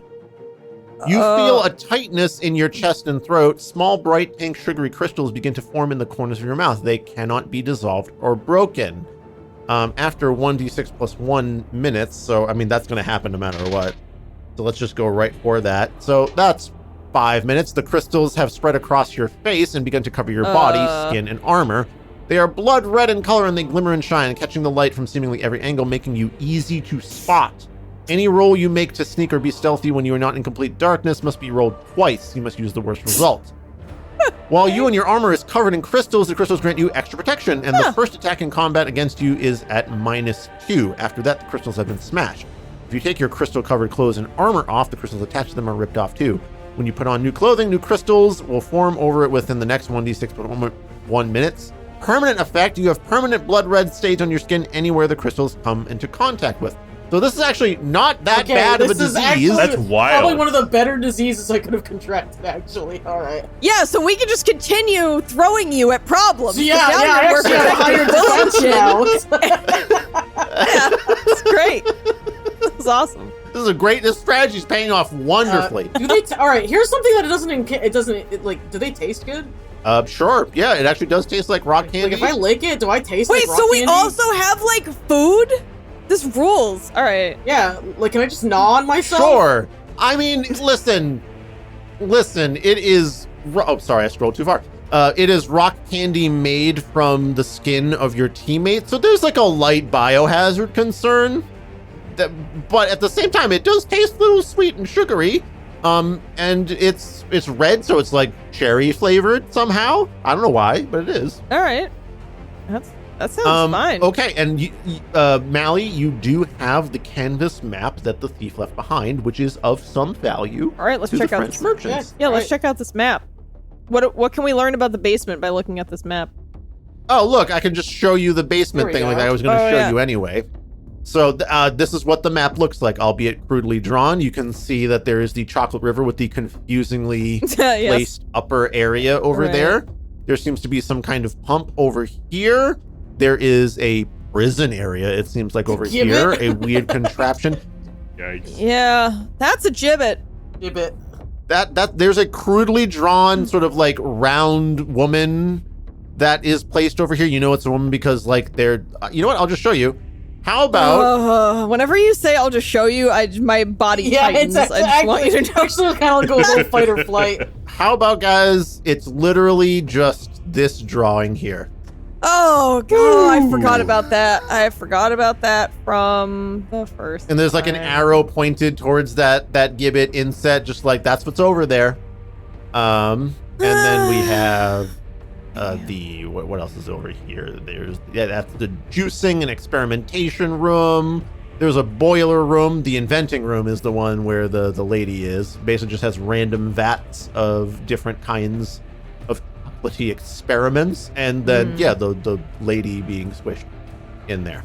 So we're scrolling past all that to come back up to the basement map.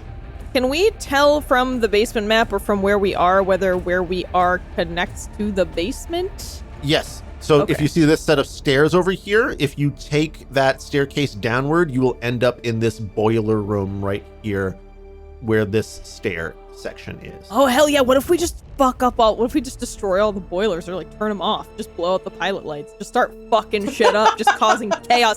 Chaos is a ladder. Let's do it. Let's break it from the inside. Hell yeah. I think I have enough. I have too many diseases already. Is this going to lead to more disease?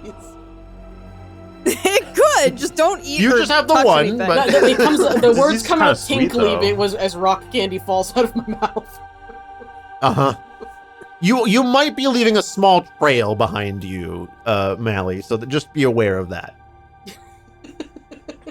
Are we going downstairs into the boiler room? I'm gonna just try to remember to pick up the trail and just keep eating the rock candy. That's just lodging itself so that we don't breadcrumb.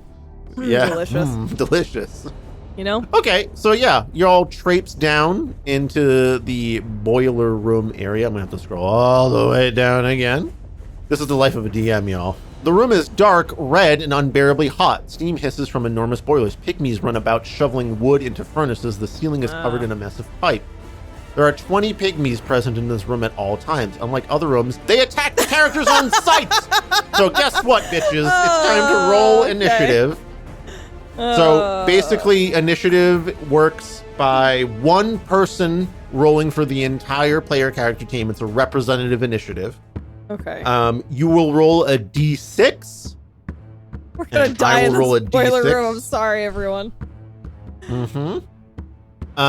So, I just rolled a d6 and I got a 6. So the pygmies are going to act first no matter what. All right.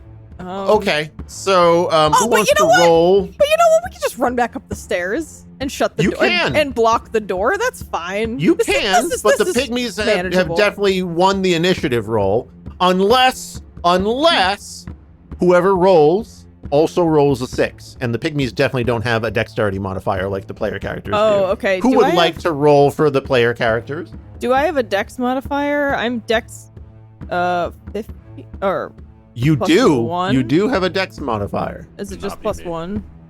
Yes. Mine is plus 1 Okay, as well. D, are you better? My dex is 15 Yeah, total. you both have the same sorry, dex sorry, mod. my AC is 15 okay. total. My dex is 14. So basically, if one of you rolls a 6, I will allow Okay. you to Right. run back up the stairs and shut the door before the pygmies can act. Oh boy, I did not roll a 6. Let's put it that way. Not roll a 6. I'll give you guys advantage and allow D to roll as well, and if D can roll a 6. This is on a D20? No, it's on a D6. Ah, gotcha. Oh, wow. All right, well, what are the odds? Let's see. 2! 1 and 6. Yeah, I Okay. rolled a 1, so it's going well. Okay, so you guys Good. fucking failed. Yep.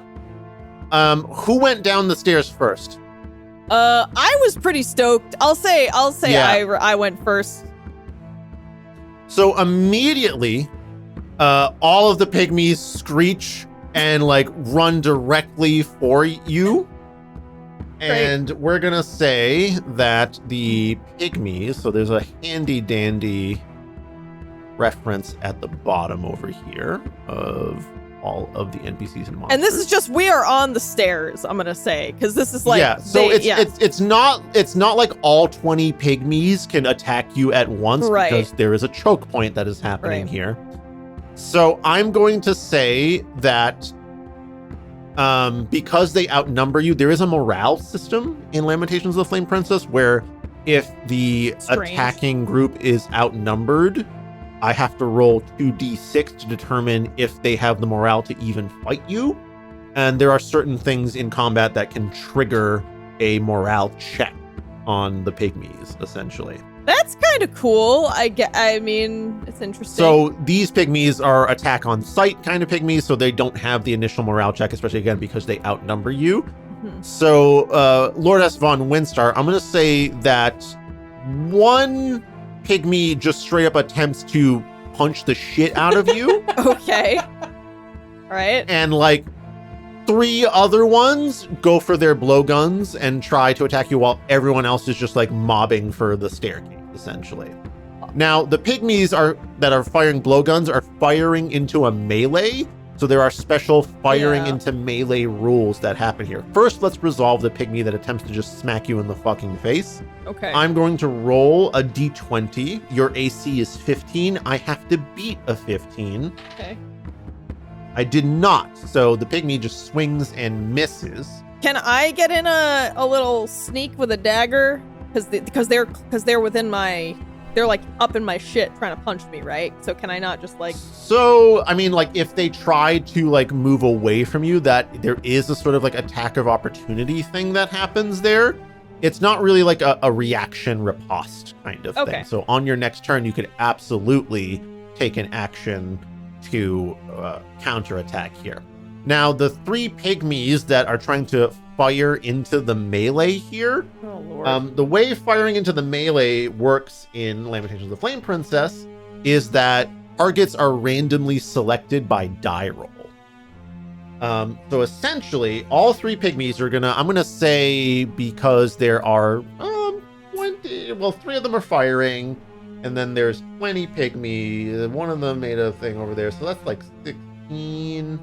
I'm gonna make a very interesting choice here to roll let's say a d12, and basically the only way all 3 of these pygmies can hit you is if I roll a 1 on the D12. If I roll anything other than a 1, they will just hit their pygmy friends instead. One of their pygmy friends. I like that. Okay. Let's see. No. No. Yes.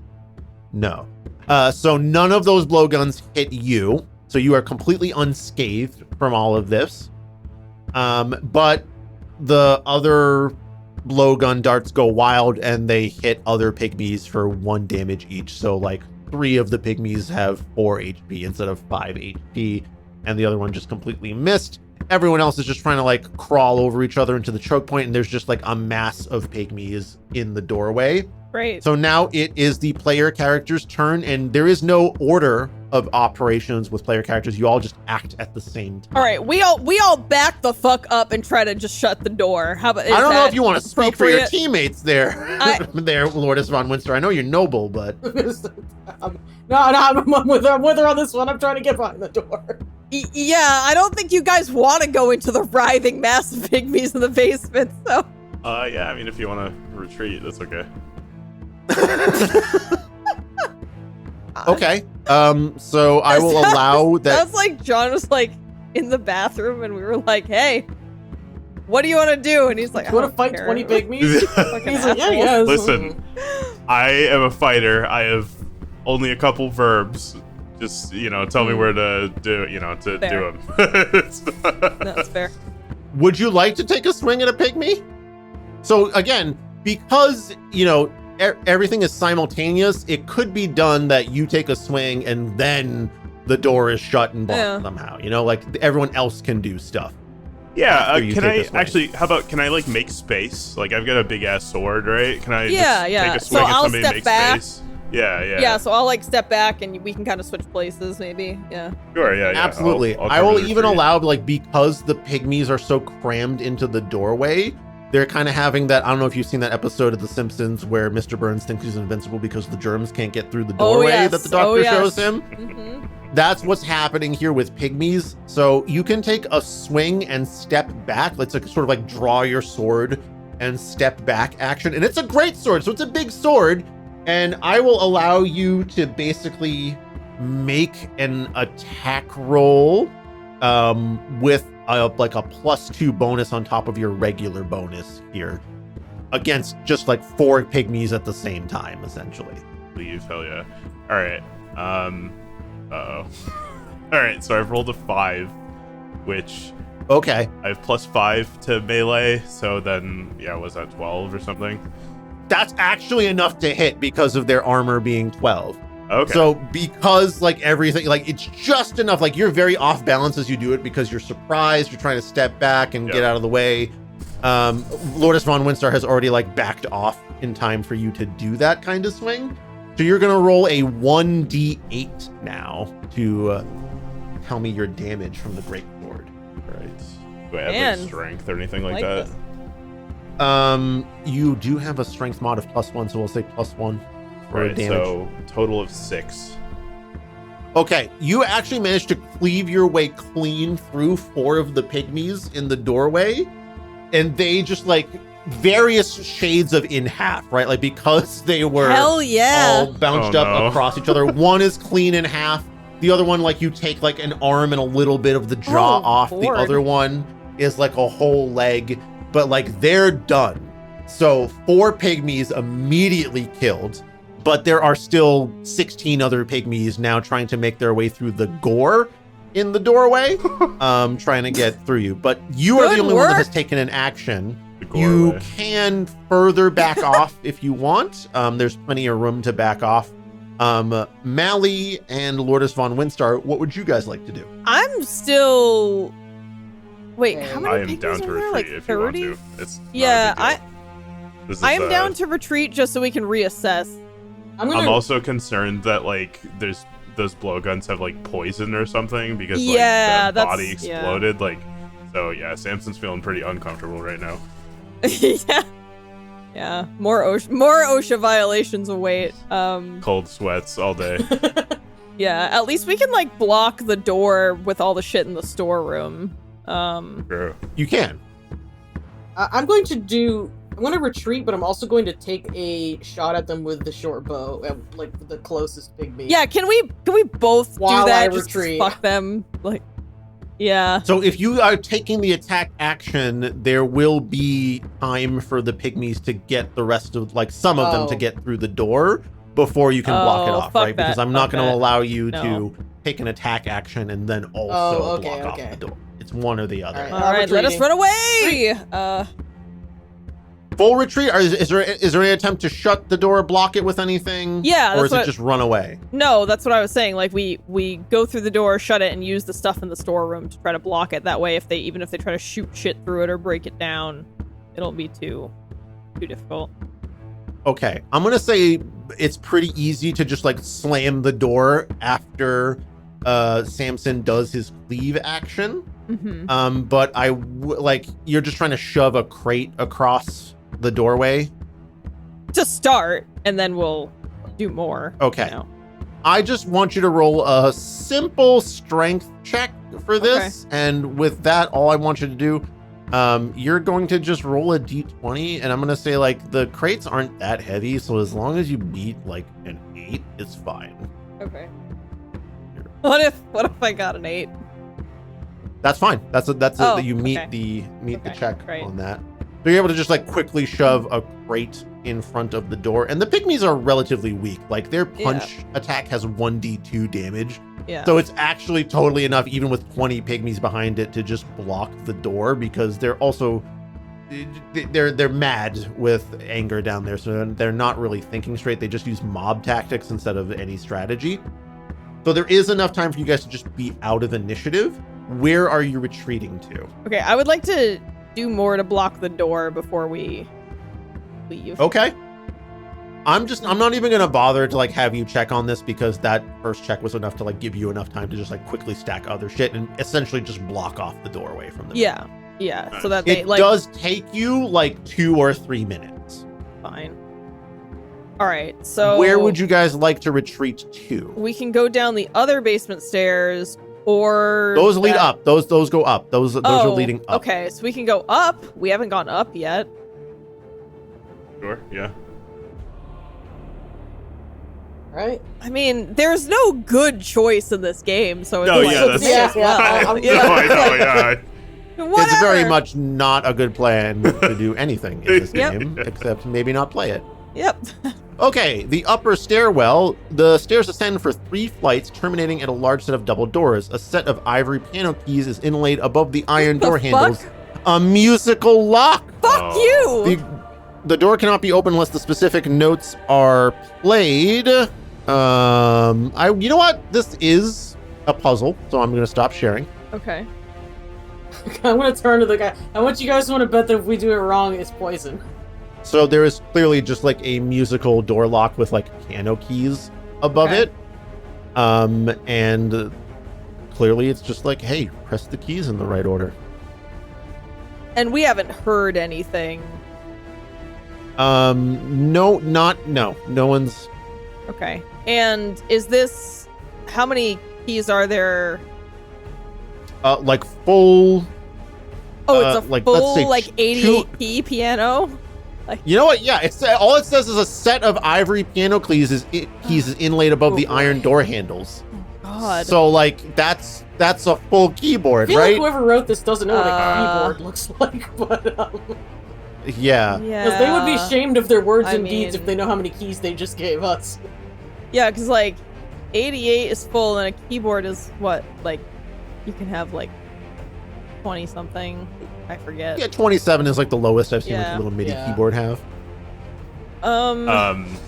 Is there, does Peter Paul Rubens, is he associated with the song or something? It's a good question. I don't know. I mean Paul I will allow Rubens- you guys to Google it, but This person I mean, is Paul like Rubens. It's the It's Pee Wee true. Herman's Pee-wee's Playhouse. It's the Pee-wee. Pee-wee's Playhouse name. It's Rubens Playhouse. The Dutch Pee-wee. well, you know what? Hold on a second, guys. I just want to reread something over here. Yeah, I mean this is like a puzzle we can't solve, so we're gonna have to figure out another way around this. I think. Or Well, we don't like it because let's I'm- look for clues. Yeah. It was literally just like a locked door at the top of a staircase. it. Like, Okay. So the solution's that's probably really somewhere else. it. Yeah, most guessing likely, it I shouldn't would be in I would this guess. Is this person is like insanely narcissistic? Yes. Um, They love Peter Paul Rubens. It is that era of the Earth's history, 1617 specifically. Early 17th century Dutch music. Oh boy, do I not know, and I don't know that. Although, I will say that there is like 4 things that it gives me options for under this particular puzzle. Like, if the player characters play this, do this. If the player characters play this, do this. You know, I kind of. Do you guys mind if I try? Like, I kind of want to see what happens. yeah, I mean, I'm looking at my Baroque book because I'm like, what? You are so Mally. You are the door I am open the punching poison bag. slave. Yes. Let's see, 17th century. Like, I can't play like Cruel Yeah, I'm Angel's looking Thesis right or now, anything. and I'm like, oh, maybe it's Monteverdi. Maybe it's Monteverdi. That's funny. I was about to say that. It's like one of the 2 that I know. I was gonna say Yeah. Moonlight Sonata because it opens all the doors in Resident Evil, but I don't think it's been invented yet. Oh yeah, that's the wrong era. Yeah. Has chopsticks been invented yeah, yet? that's a little okay. bit later. What if it's Orfeo? I mean, you can do whatever you want. So let me tell you something. Okay, guys. I feel like I should tell you that some of these options listed here are well past 16, Oh, 17. well, I'm Like, if the God player damn characters it. play Playing this, Moonlight- it's well I'm playing past. Moonlight Your Sonata. puzzle makes sense. You son of a bitch. I'm so mad about this. If it's not Monteverdi's Orfeo. Okay, so we're gonna let Mally run up to the door and just go da da da da da da da da. 'Cause I'm not doing a full Resident Evil here. Okay. Chris, it Yes? has to be Monteverdi's Orfeo. The time is perfect. I will kill for this. I hate that it's not that. That's not the answer. I'm you know I'm gonna throw a full It's brick the at a window aria. if Scriabin's on the solution list. But let's see what Moonlight Sonata gets us. I just want to kill myself in game because of this anachronistic bullshit. Like, Right out the window. just This music is suicide. too in the future for me. I can't stand it. I've gone insane. Okay, I'm gonna say once you play the Moonlight Sonata on the door keyboard, Mally, as soon as you stop, you hear a wolf's howl outside, just like a deep woo. Oh no! It somehow gets darker, and it literally is just night outside, and now it's dark. Oh, That's what happens. that's it's I now just dark. made it nighttime. I- Okay, that's how not did the worst thing that could have happened. Yes. How did that make a wolf howl? What? Okay, I'm gonna be honest with you guys. The 4th thing on this is have the lock generate a random magical effect if a player plays Oh. any other piece of music. So I Okay. get to fucking decide what Oh, happens. oh wait, that's kind Okay. of all right. So I'm gonna play Mysterium by Alexander Scriabin. Okay. So that's not on the other song list over here. So once you do that, it gets like really foggy in here. So it's like it's extra hard to see. It's dark and it's It's foggy. getting increasingly spooky. And in fact, you are starting to hear someone coming up the stairs. So you've got time for maybe 1 or 2 more pieces. Is there a window in this room? Yes. Okay. I'm just like, I gotta do the aria from Monteverdi's Orfeo. I gotta do it. There's just nothing else. Listen, I just do like Lord the Windstar beginning. needs this. Okay, you play the aria from what was that again, Paris? I don't remember. You said it 5 times. Orfeo, the first opera, Monteverdi, early. Okay, 17th what is that opera about? Orpheus and Eurydice. Oh, and- Eurydice, Orpheus, and yeah. I just want to make sure. I didn't want to assume. No, that's okay. I am going to say that you feel sort of like your hands tingle in a very funny way.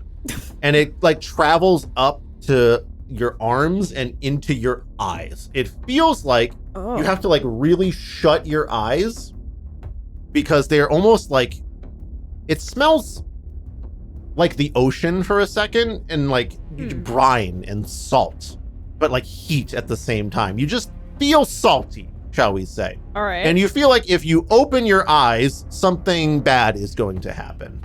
okay. If you look at anything, something salty is going to happen. Does this happen to all of us? Are we all salted? No, just Lordess von Windstar. Okay, I tell everyone, guys. The steps up the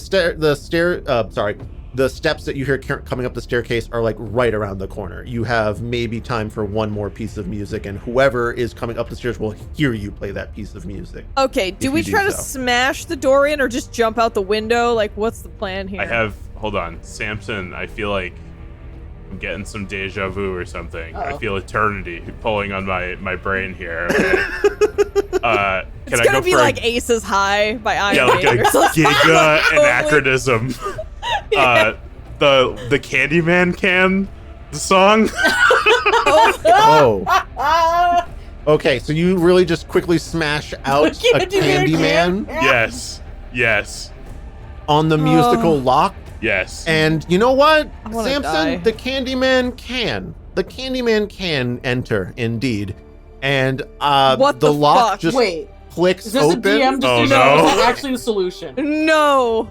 No, I'm making this up. This is me Oh, being a alright. DM. Rule of cool. Damn. This- I do now want to show you guys. I do want to show Yeah. you guys what's going on here, but I I just need to wanted you to know. interact with the puzzle first, Yeah. just for the fun of roleplay over here. So the solution is a tune that only Lucia and the person that is trapped green in the sleeves, juicing of course. machine. Fucking green sleeves. It's not green sleeves. It is. Yeah, it's green sleeves. That's that what was- will open that the was door. dumb. that was Almost actually on my did not short guess list that. of things to play. So I was just thinking through songs Yeah, I that- actually that's- knew how to play. Feels pretty obvious. The other option was playing The Marriage of Figaro, which was Oh. composed in the 18th century. Yeah, so that's that late. does not make any sense. No. Also, playing Pure Imagination or any other song from Willy Wonka and the Chocolate Factory Oh, releases fuck- Noxious oh, Berry Curse Actually, Gas. no, I Okay. actually stand behind that. If you pull some Willy Wonka shit, I will punish you. I stand behind that. That's good. Yeah. That's like the fine. one time I feel like that's appropriate. But listen, there is, I'm not making this up. Have the lock generate a random magical Yeah. effect if a player plays any other piece of music. So I went with like what is part of the piece of music, Yeah, and Candyman yeah. can. The Candyman can come in, is what I decided. Yeah. Hey, That's how I feel that about it. works. Sick. Great. It is a Willy Wonka song though, so I should technically. Oh, is But it? it's not I thought that was like Oh. separate from Willy Or Wonka. Candy. Or is it? I don't know. I don't think know. it is. It's in it. Hang on. It's the Sammy Hang on. Davis Jr. song. It was completely unrelated. Well, I didn't know what counted if like what from. I guess it depends Oh yeah, what from it originally means. appeared. It originally appeared in Willy Wonka and the Chocolate God. Factory. Oh, I hate no. to tell y'all. Uh-oh. So the curse. Oh, John, upon why us. did you have to tell us? We didn't remember. Oh shit! I'm so sorry. I'm so sorry. I have to retcon. I have to. I told on myself. I have to I didn't retcon here. remember. No saving throw is given. God, did we all just get it, or just Sam? More. I Yeah. think it's short range. I think it's probably just me. Maybe. Just Hopefully. Yeah, the 5 person feet. in front of the door. This is Yeah. Noxious Berry Curse Gas. Awesome. Oh. So we're scrolling great. all the way back up. That deja vu really be hitting now, I bet, Samson. Ugh. You know, I feel like as much as I loved our first playthrough, I feel like this one is more realistic to what people have experienced playing this game. So Yeah. the first time we just failed upward and lucked out, and capitalism did into the ground. But Your skin begins to darken, slowly turning a deep shade of blue. You are completely blue after 1d4 plus 1 minutes. After that, so actually decontracted this last time. And basically in about 15 or 20 minutes, you are going to swell up. Your organs begin to produce blueberry juice inside of you at a steady rate. Over the next 10 minutes, you balloon up to the point you're as wide as you are tall. Your armor breaks off of you. Your speed is reduced to 10 feet. Your arms sink into your massive blueberry body, causing a -2 penalty to all attack rolls. However, you're still light enough to be rolled around. You can cast spells normally. okay. You can be cured using the juicing machine. In the basement we just escaped. But you have to be regularly juiced, essentially. The referee is encouraged to let players think of ridiculous ways of juicing each other to ease the pressure. Like a blueberry cow? Yes. Okay. If you remember the art that I showed you earlier, that woman was under this curse. I'm sorry, there's something so funny about specifically the description as tall as you are wide. As wide as you are tall. Yes. So yes, indeed. Alright, so now we have to milk Dee on a schedule. That's... No, that was Samson. Oh, Samson. Sorry. So, I mean, that hasn't happened yet. You haven't ballooned up all the way, but I'm going to say that at this point, you guys are in this tiny, tiny hallway. The door did not unlock. I have to retcon that because you did tell on yourself. That's fair. And check homework. Lucia is now standing at the top of the staircase. She cannot see you guys because it is dark and foggy from the previous tunes that were played. Oh, can I get a sneak attack in with the short bow then? Of course you can. I have sneak attack times 3, whatever that means. Indeed you do. So I'm going to stop sharing my screen at this point because it's basically useless. And we are going to basically start combat with a sneak attack from Lourdes von Windstar. I'm going to say that this just hits because she is unaware and surprised. Okay. So you are going to roll for your short bow and multiply that by 3. Add your dexterity modifier to the damage roll before you do the multiplier. Okay, which would be +1. So whatever you roll on your, I think it's a D6 for a short bow. It is a yes, it is. So D6 +1 times 3. 4 times 3, so 12. 12. Okay. Even though you can't see that well, you knew based on hearing that Lucia had come to the top of the staircase, and it's a small hallway. Yeah. You were also last in line here, so you can just turn around and rip the short bow at Lucia. And yeah, it sounds like you hit her like almost square in the shoulder or like somewhere in center mass. And she grunts heavily, but is not completely downed. So that is your attack action. I'm going to let everyone else take a surprise round on this. Okay. Because Lucia is not aware of you guys yet. I'm going to say that everyone here has some initiative before we even roll for initiative. Okay. So, Samson and Mally, do you have anything that you would like to do? I'm going to take a pot shot with my bow. Okay. You are behind Lourdes von Windstar. So this is going to be technically firing into a melee here. I'm going to say that this is a 50-50 shot because it is in the dark. Let's do this. I am going to go to Google and we're going to do the flip a coin thing here. Okay. And I want you to call heads or tails, Dee. Okay, heads. Okay. It was heads. So you successfully hit Lucia. So you're going to roll for your short bow damage. You do not have the sneak attack mult because you are not a specialist. You are just an elf. So is that, what's the die for attacks? D6. And since you have a dexterity modifier as well, you're going to add +1 to whatever your D6 rolls. So 3 total. Okay. So not quite as solid of a hit. It feels like you can kind of hear that it hits like an arm or something, or maybe a leg, something that's not quite as meaty. But it's still an actual hit in the dark, in the fog on Lucia. And again, I'm allowing like no attack roll on this just because it's a complete surprise round. She doesn't know what's going on. You guys, it's a narrow hallway. Even though it's in the dark, it's pretty good chance you're going to hit her. Yeah.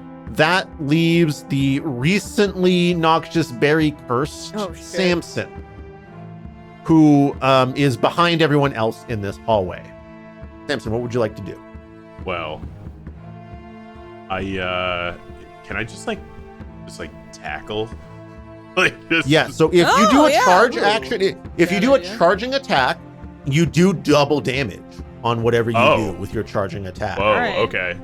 Actually, okay, so then I guess with my new stealthy blueberry complexion, I am gonna charge out of the darkness and try to hit her with a sword, maybe. Sure. And again, because she's right there, so you're gonna take a great sword swing. It's not a tackle, it's a great sword swing. Yeah. Or a stab. Like what action do you imagine? Here? Yeah, probably like downward swing coming right out of the dark. Yeah, it's a narrow hallway. It's like really kind of hard to miss. I'm not going to make you roll against Lucia's armor. I just want you to roll to make sure you don't get like a nat 1. That's all we're checking for here, because just in case. So just please roll a d20 and tell me if you got anything other than a 1. I got something besides a 1. Very close to a 1. Okay. Unfortunately close to a 1, but not 1. Okay, that's fine with me. Interesting way to say 2. So I believe the great sword is a d8, so you're going to roll a d8 and multiply the result by 2. Hell yeah. All right, I got a 6, so 12. Okay, that is a very, very, very interesting thing that happens. So, you basically like cleave clean into Lucia's like right arm, and you can hear her scream in agony as that happens, but it's just too little to completely take her down, but she's in horrendous shape. These were 3 very, very solid hits on her, but she has a chance. She has a chance here to retaliate. So we're going to roll initiative here. I'm going to roll for initiative on Lucia. Who would like to represent the party? Maybe not me this time. I feel like Represent I did a the bad job Lollipop last Guild? time. I'm slow. And I'm a blueberry now, so maybe not me. Oh, yeah, actually. Okay. So, the slowness doesn't count for initiative. It literally nothing counts towards initiative. It's just a d6 I'll roll. go. Oh, that's Excellent. right. All right. Okay, Mally, please roll a d6 and tell me what result you got. 3. Okay. Lucia rolled a 4. She gets 1 response. Well, here. I got glass skin, so you could try and get me, bitch. True. So, Samson is the one that is directly in front of Lucia, and you can hear her like reach with her one good hand and grab for what sounds like a pistol at her hip. She raises it directly in your face, Samson, and she makes an attack roll. Let's go. She rolled an 11. What is your armor? 14. She misses. Woo! And that's basically the only action that she can take unless she tries to walk away, and she's in no shape to walk away. It is now the rest of your turn. Does anyone want to do anything right now? Yeah, I mean, I would just like to kill her with my short bow if I could. How about this? I'm gonna let all of you make a simultaneous like triple attack roll. Okay. So I want everyone to roll a d20 and tell me your result. Okay. All right. Do we have a modifier or no? Just the d20. Your normal attack roll that is on your character sheet. Oh. Melee So plus for you, 3. Oh, range plus 4. Okay, so plus 4. Yeah, it would be +4 for Rolled a 20. Oh, I rolled a 20. I rolled a 20. Oh my god. Really? Wait, Proof. did you Holy both roll shit. 20s? Yeah, I can send picture evidence. I'm using Google. There it is. There it is. Oh my god. Samson, what did you roll? I got like 11. Okay. So, by the way, were those nat 20s? Nat 20. Yeah. Or like nat 30? 20. I'll take a picture. I haven't. No, Oh my god. No, Okay. no modifiers. Samson, here's what happened. Samson, you take another like wild swing with the greatsword, trying to like finally take Lucia down. It's a crazy miss for you, and you're so unused to the juice in your body now that's starting to accumulate that you actually sort of like tip over onto the ground. No. But as you do that, you're like falling backward, like with the greatsword above you, like the weight of it has you unbalanced, and you tip backward. The moment you're like past sort of like a 45-degree angle, you reveal Mally and Lourdes von Windstar on like opposite ends of the hallway. Like their backs are to the walls on either side, and the short bows are drawn. And it's like poetry. Like they both draw their bowstrings back and they release at the same time. Incredible. And both arrows go like, oh, like they just missed like over your shoulders. And they fly and they land squarely in both of Lucia's like bullseye. Yeah! Yeah, rock and roll. That's pretty funny. Ooh. Pretty funny. I'm gonna say that this counts as a sneak attack from Lourdes von Windstar, and it also counts as a crit for both of you, which is just maximum damage. So Okay. that is a total of 7 from the one short bow from Mally, and a total of, what's that? 7 times 3 is 21. This attack alone would have been exactly enough HP to take out Lucia, even if the other attacks hadn't connected. That would have been a perfect, exactly enough HP to take her out forever. But she just takes the arrow straight to the brain, falls down the stairs, and that's the end of Lucia de Castillo. Great. It's we at this point inspect- that you can loot her body Yeah, and find the key wrapped like that. around her neck. I would like to She was by herself. She was coming to confront you by herself, or perhaps just trying to come to her quarters, which is what the key opens in the door behind you. Okay. And you are able to just go into her quarters, and hey, there's all the secret recipes and shit. There's like Great. a weird. You know what? I'm gonna share the screen again because there's a lot of fun Yeah. stuff that's in her quarters over here, and essentially you've just won this game. I'm gonna say, guys. Again. We Again, and by murdering we have Lucia. some choices. Yeah, it's the same thing that happened last time, just in a different place. We murdered her in the basement last In time. a desperate panic. No, you murdered her in the quarters as well. You also we murdered her in did? the quarters last time. Interesting. Yes. I was gonna say I had horrible visions of a pillow. So it turned out almost the same. Samson got a horrible disease, disfiguring him for life, and you killed Lucia in her chambers or near her chambers. It's meant to be. Opulent living chambers, a large 4-poster bed, writing desk, fireplace, full-length mirror, bathtub and sink, cabinets, dressers, and an enormous iron safe. The safe, a person-sized iron lockbox, requires a small key, which is on Lucia's person, which you have. Yeah. Picking the lock would have caused a trap to be triggered, but inside, because you have the key, is Lucia's recipe book containing all of her factory secrets, 40,000 SP in Spanish silver trade bars, 40 bars in total, worth 1,000 SP each. Each one counts as an encumbering item. 5,000 SP in loose silver pieces, shipping contracts with the Dutch East India Company. An accountant is required to make sense of them. There's a writing desk that is covered in books on herbalism, culinary skills, and sea trade.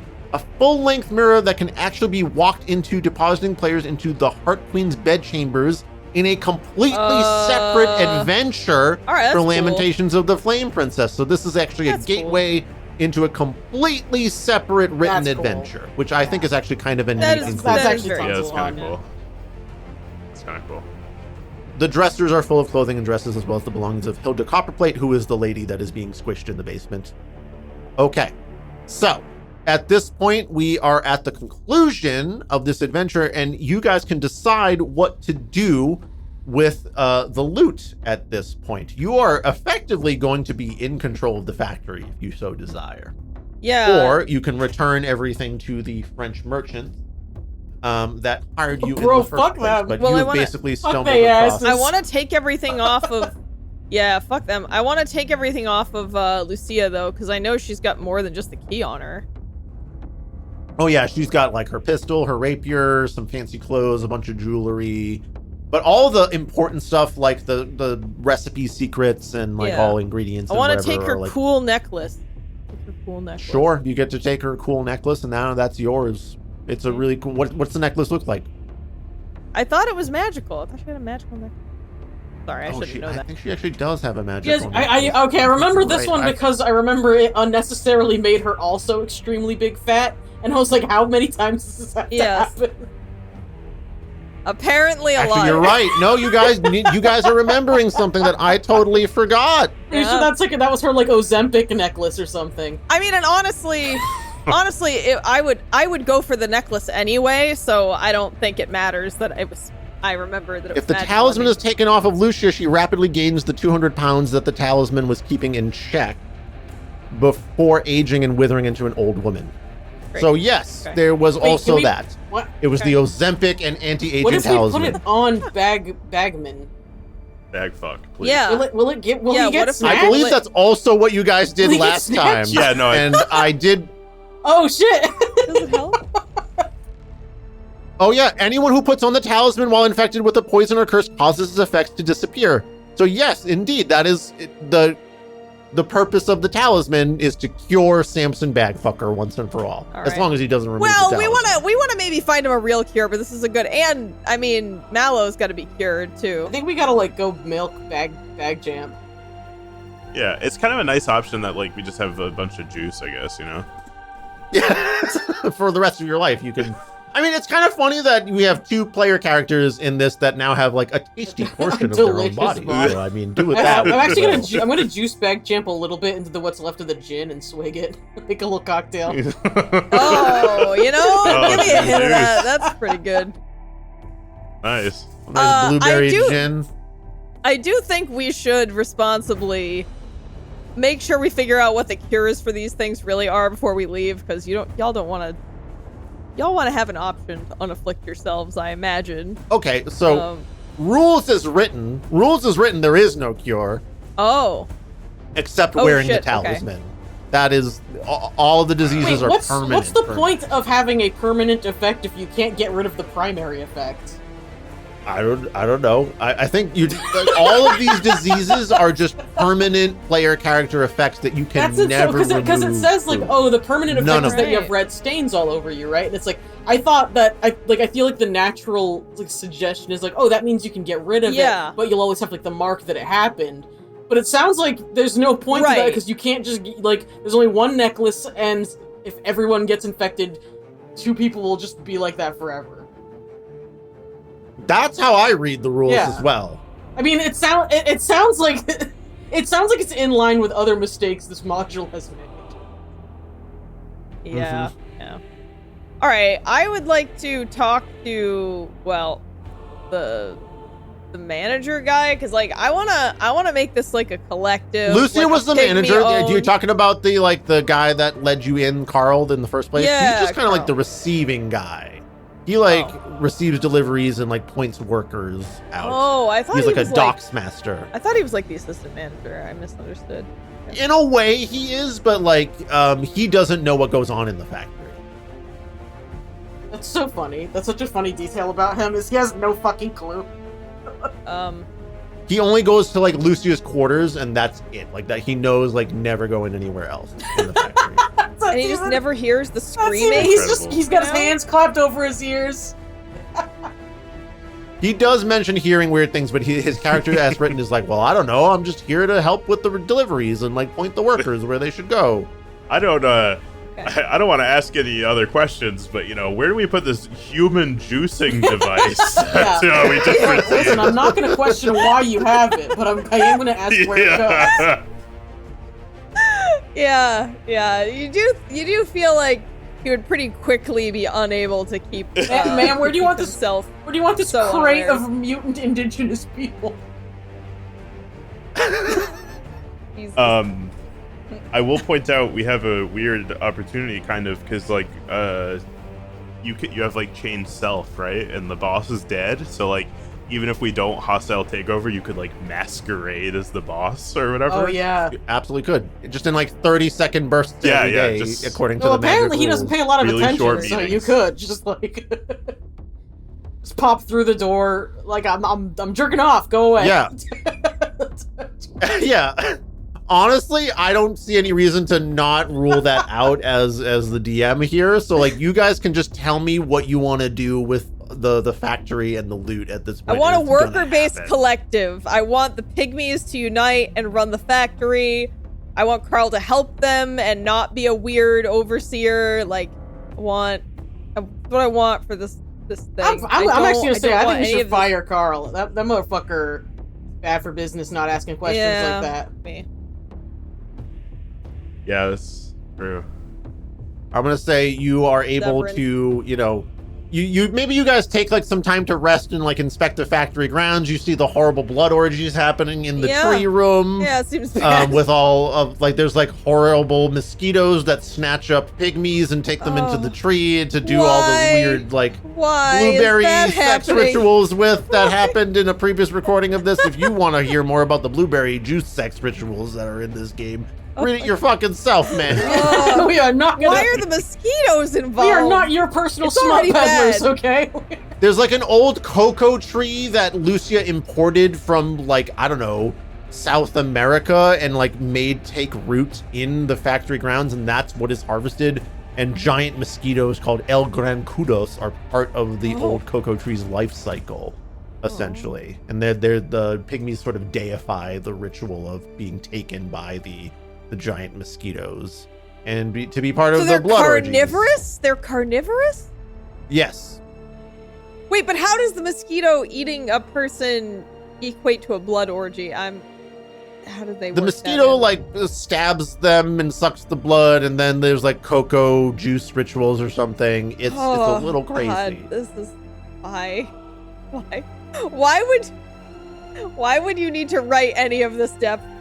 And also it's like the pygmies take the bloated, infested pygmy that has been taken by the mosquito, and then they do sex stuff with it on the altars in the old cocoa tree room. I had to mention that on air at least once to let everyone the know mosquito what the fuck sex is going stuff on in this is book, man. necessary, yeah. Cool. Okay, so you guys can fire Carl. He's like, whatever, I got a savings. See you later. This we give him a factory was severance. weird as hell Yeah, anyway. we give him like a whole severance. Sure, yeah, you give him a... Not like a bad guy, but he is like Everybody gets the you do it option. like, the thing is like Mally has to do it in a 30-second burst. Like, so as to not lose the change self thing. So you have to like come out really quickly, be like, you're fired, I don't trust you, here's your severance package, get the fuck out of here. Every time I'm like, I'm jerking off. Which fits the character, actually. She is hypersexual. A known hornball, so Yeah. it's not totally out of character for Lucia to do that. And Carl just goes off on his merry way. You are able to establish some kind of worker collective amongst the pygmies that are here. In fact, one of them is like, we don't like fucking being called pygmies, but we do want to observe our religious rituals in the old cocoa tree room. That is our request. Okay. Yes. Hey guys, do we let them do the sex murder? Man, cultural relativism sucks I was gonna sometimes. say, I love this. Jensen's secret desire to burn this place to the ground intensifies. Yeah, I really don't love that. I don't know. Do they do that in their home country? Listen, I'm trying to be culturally sensitive to the pygmies as written in the book, that's part of their deal. They're not doing it against their will. Mally They're not doing it is against their will? is a candy tycoon, so I'm gonna try to talk him into it and be like, listen, you guys, I don't know if you've ever read that Leviathan which God hath made, but it left me with the impression that we should probably let people do terrible things to each other if it's culture. I feel very morally torn about this. I don't love it. Oh, they love it, okay, guys. the Guys, anthropologist not among us, pygmies I over would- there. You guys love doing the murder fuck, right? You guys love it. A bunch of them gives like a thumbs up on it, or they're not really like, they're just like, it's our religion, it's our thing Yeah, that we they do. love it. We worship the old cocoa tree in this way. Yeah, they love it. Well, question for them. Do they just want to go back home? They would actually love that, yes. Okay. They're actually like, yeah, that would be great, but All you would right. lose the old cocoa tree because they would want to take the old cocoa tree back home. Oh, I see. So do we... Oh, this is a terrible dilemma. Do we doom the world to no chocolate? Or do we keep eating chocolate even though it means horrible blood orgy rapes and murders? Yeah, but they like it. Yeah, but they like I don't it. think... Oh. Yeah, but I don't know if chocolate's worth all that, The guys. Mormons- Like, we've got carob. We've got other flavors in this Oh world. God, I'd rather They're listen. responsible consumers, and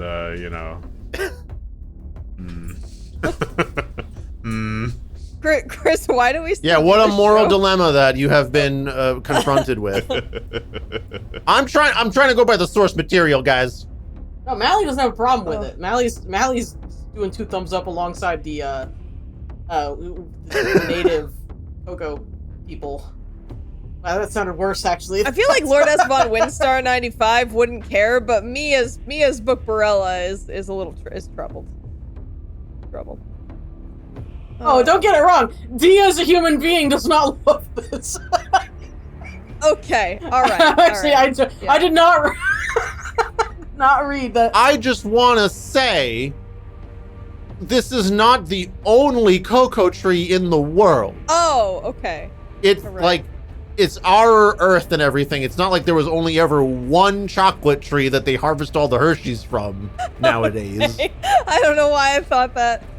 I am gonna. Okay, Mally's gonna turn to Lord Windstar and be like, "Do you want them going back home where they could do this to like all kinds of people, or we could just keep this contained here, where they all sort of know what the score is? You know, if you let them loose, then they might do this to people who are not ready for it." But back home, they're all One of the right? pygmies in the collective raises their hands like, oh, we would never let anyone else in on our religious rituals. This is special for us only. We would never. Okay, all right. Then why don't this is our sacred thing. Why don't we let them go, and then we establish a new worker collective, we get a new tree, we just work from the ground up to establish a normal chocolate factory, for fuck's sake. Mally's gonna cross his arms and roll his eyes and be like, "Oh, fine.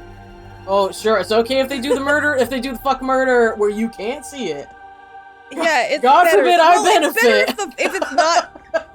It's better if it's not tied to the chocolate production. I just Let's see if they're gonna do it I just wanna anyway. Keep those things You want separate. natural, organic blood orgies that have nothing to do. Yeah, exactly. You go do that over there. I don't want to have to be involved. Okay, Samson, do you have any is opinions dead. here?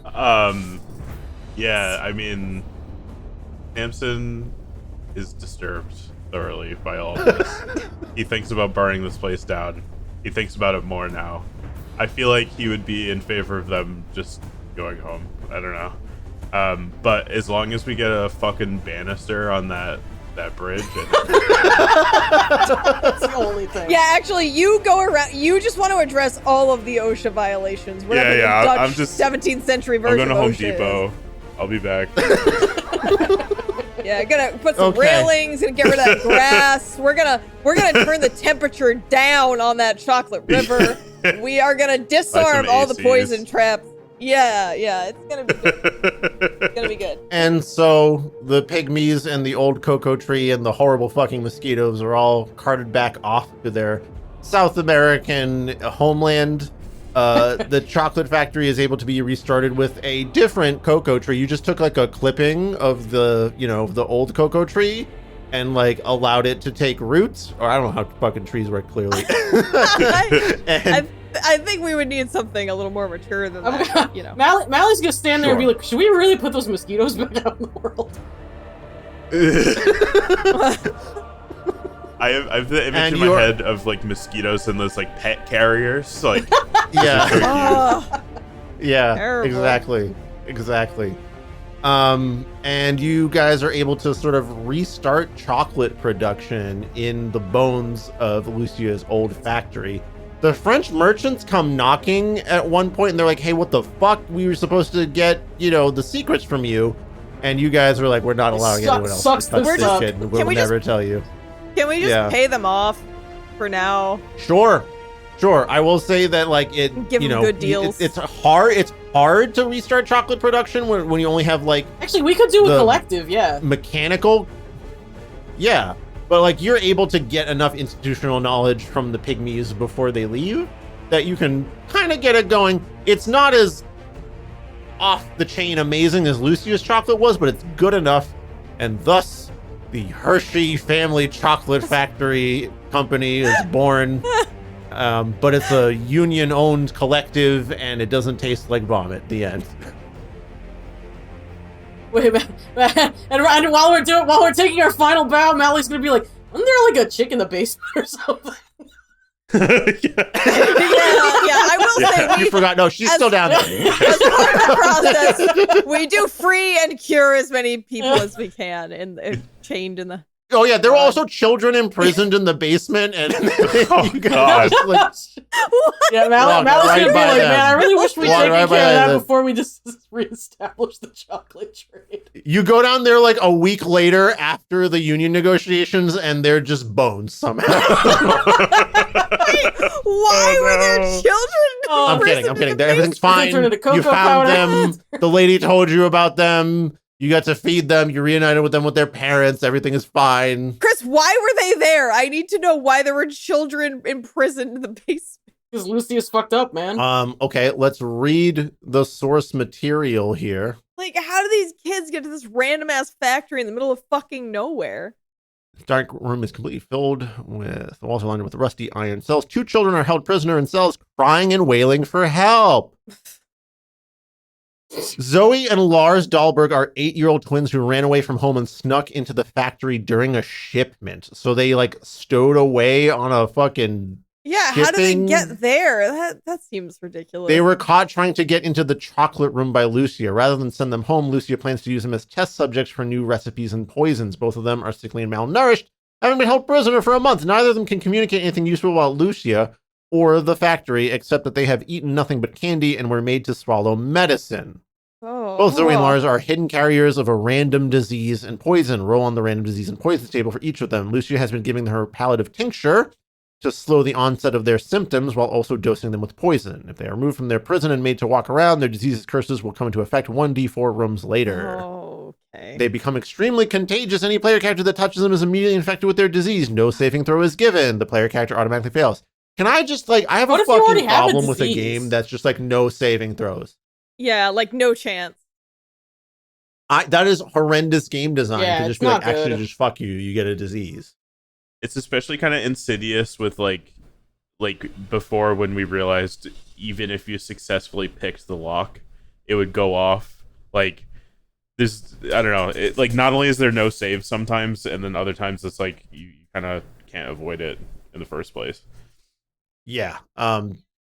That's how I feel about all of this as well. I almost don't want to go through our standard Terrible Book Club rubric the way we traditionally do, because this is quite a long episode. I'm going to kind of skirt through it really quickly while you guys are here. So, technical construction. Everything in this book is actually edited just fine, and I actually found it very easy, even though it was scrolling up and down. That's just what you normally do in a module like this. It actually had a bunch of helpful appendices at the bottom, here's all of the monsters, stat blocks right at the bottom over here. The map overall at the top of the entire factory in the basement was mostly helpful, although that one weird thing about the chocolate waterfall's directionality and positioning is perhaps the one thing that I found tricky to get my head around. Ultimately, though, I think that's a 1 for technical construction. As far as the plot and the layout of the game, the rules. The plot makes enough sense. And Lamentations of the Flame Princesses, we're not really talking about the system as a whole here. I'm talking about the way the module lays out, what you would want to do, why you're in this place at all. I will say that the children in the basement are just sort of there for extra shock value in a way that makes no sense. And Carl being sort of just oblivious to everything, even though he's the docks master, I think I let him go more into the factory than he should, playing this as intended, perhaps, but it just made more sense to me for him to have to go get Lucia sometimes.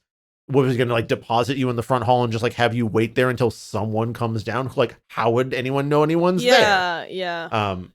So that one aspect for me and the children, just some things don't always line up. I want to give that a 0. Well, and moment to moment. Oh, I thought we were gonna talk about rules. We were just talking about the whole no one gets saving throws almost ever for anything. Oh, sure. Yeah, no, that's a great point to bring up. I'm really trying to just clip through this, to be honest with you. But yeah, the no saving throws thing is just a horrendous way to treat anything involving a role-playing game. What's the point of having stuff that it just automatically fails for you? Then you're just taking the fun of the dice rollout. You're taking the fun of why do I even have stat blocks? I think it's okay sometimes for some things to be unavoidable. But yeah, it did seem to happen pretty regularly where we just had no way of understanding what was going on or like avoiding something. So I don't know, whatever. I don't think it was that bad. It's supposed to be about the horrors of capitalism and colonialism, and those things are unavoidable. In a lot of ways. But I think, like, you know, a corpse explodes into dust, you should be able to have a saving throw of like jumping back. Like, that's a classic saving throw thing. Yeah. Things that shouldn't be saving throwed are like you jump into the fucking pit. Like, you're not going to saving throw against the fall damage. Maybe like you can like do a dexterity check to like grab the ledge or something like that. Yeah. But like it should be very rare and based on certain kinds of player choice that things can't be saved against. Now, in D&D 5e, obviously some saving throw things are like you just take half damage because it's an area of effect attack and you're going to get caught in the area of effect no matter what you do. Right. So even in situations like that, I could, you know, you don't get quite so diseased. And the fact that the diseases are like incurable and there's like no way around them except like the magic talisman that just masks the symptoms. That kind of stuff is just, it's just no fun, to be honest with you. It's just punishment for the sake of punishing the players because, I don't know, that's funny and shocking. I mean, to me, it just feels like the oppression of, again, capitalist colonialism, racism. Like, I don't know. It feels like it's trying to replicate like, how futile that feels. Maybe I'm being too charitable. I could understand that being part of it if it was like, you know, the plot, but not like traps and poisons, right? Like if there was like certain things, there are certain things about like characters involved, like, you know, the guards wouldn't necessarily always want to just, you know, give up and run away because they're guards. It's their job to like guard things or whatever. Right. Stuff like that. And like the way that they're held in their positions by the fact that they need money to survive or whatever. That certainly stuff like that, I think, can be sort of brick walled, but traps and poisons and stuff like that, like, I was gonna say it actually, it's no fun. It seems unlike capitalism that Lucia is so easy to kill so regularly. But then I remembered that there is like there's a recent saint that has proven to us that capitalists are actually comically easy to kill. So I'll retract it. Mm-hmm. Mm-hmm. It does. I will say too, like the it is kind of weird getting like no save diseases like from, you know, doing very standard stuff like, you know, going through doors or like checking bodies, but also that it connects to like other modules. So like, would you then go through that, like, you know, passing the magic necklace back and forth to avoid like getting juicy? You know, it's kind of weird to think about like having taffy disease like 3 adventures from now. Yes, that also just right. Yes. Like, horrible to deal with. Taffy disease forever. That is pretty funny. Yeah. So for that reason, I do want to give like the rules and everything generally a -1 because there's a lot of stuff that's just not fun.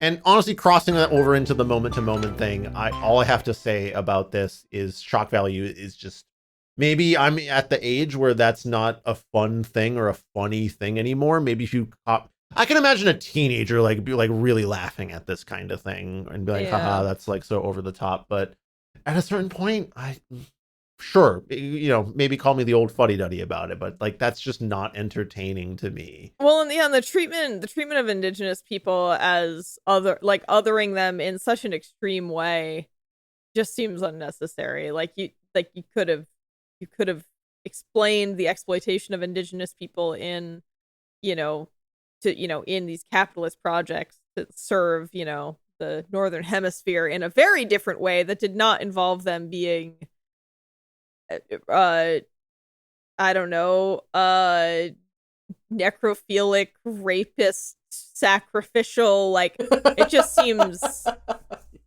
real. Like I don't know. It's like someone's first racist idea about a different kind of people. You know, it's just baby's first racism is really quite extreme for no. And yeah, like you said, it's like, okay, it's supposed to be, you know, shocking, but I don't know. It's too closely entwined with real life, especially when you're like, hey, I'm trying to raise awareness for how bad this structure is, but then you're not really, but then you're still undermining the people who are marginalized. Yeah, it's like, hey, leave those nasty, disgusting freaks who deserve no respect alone. It's like, wait, what?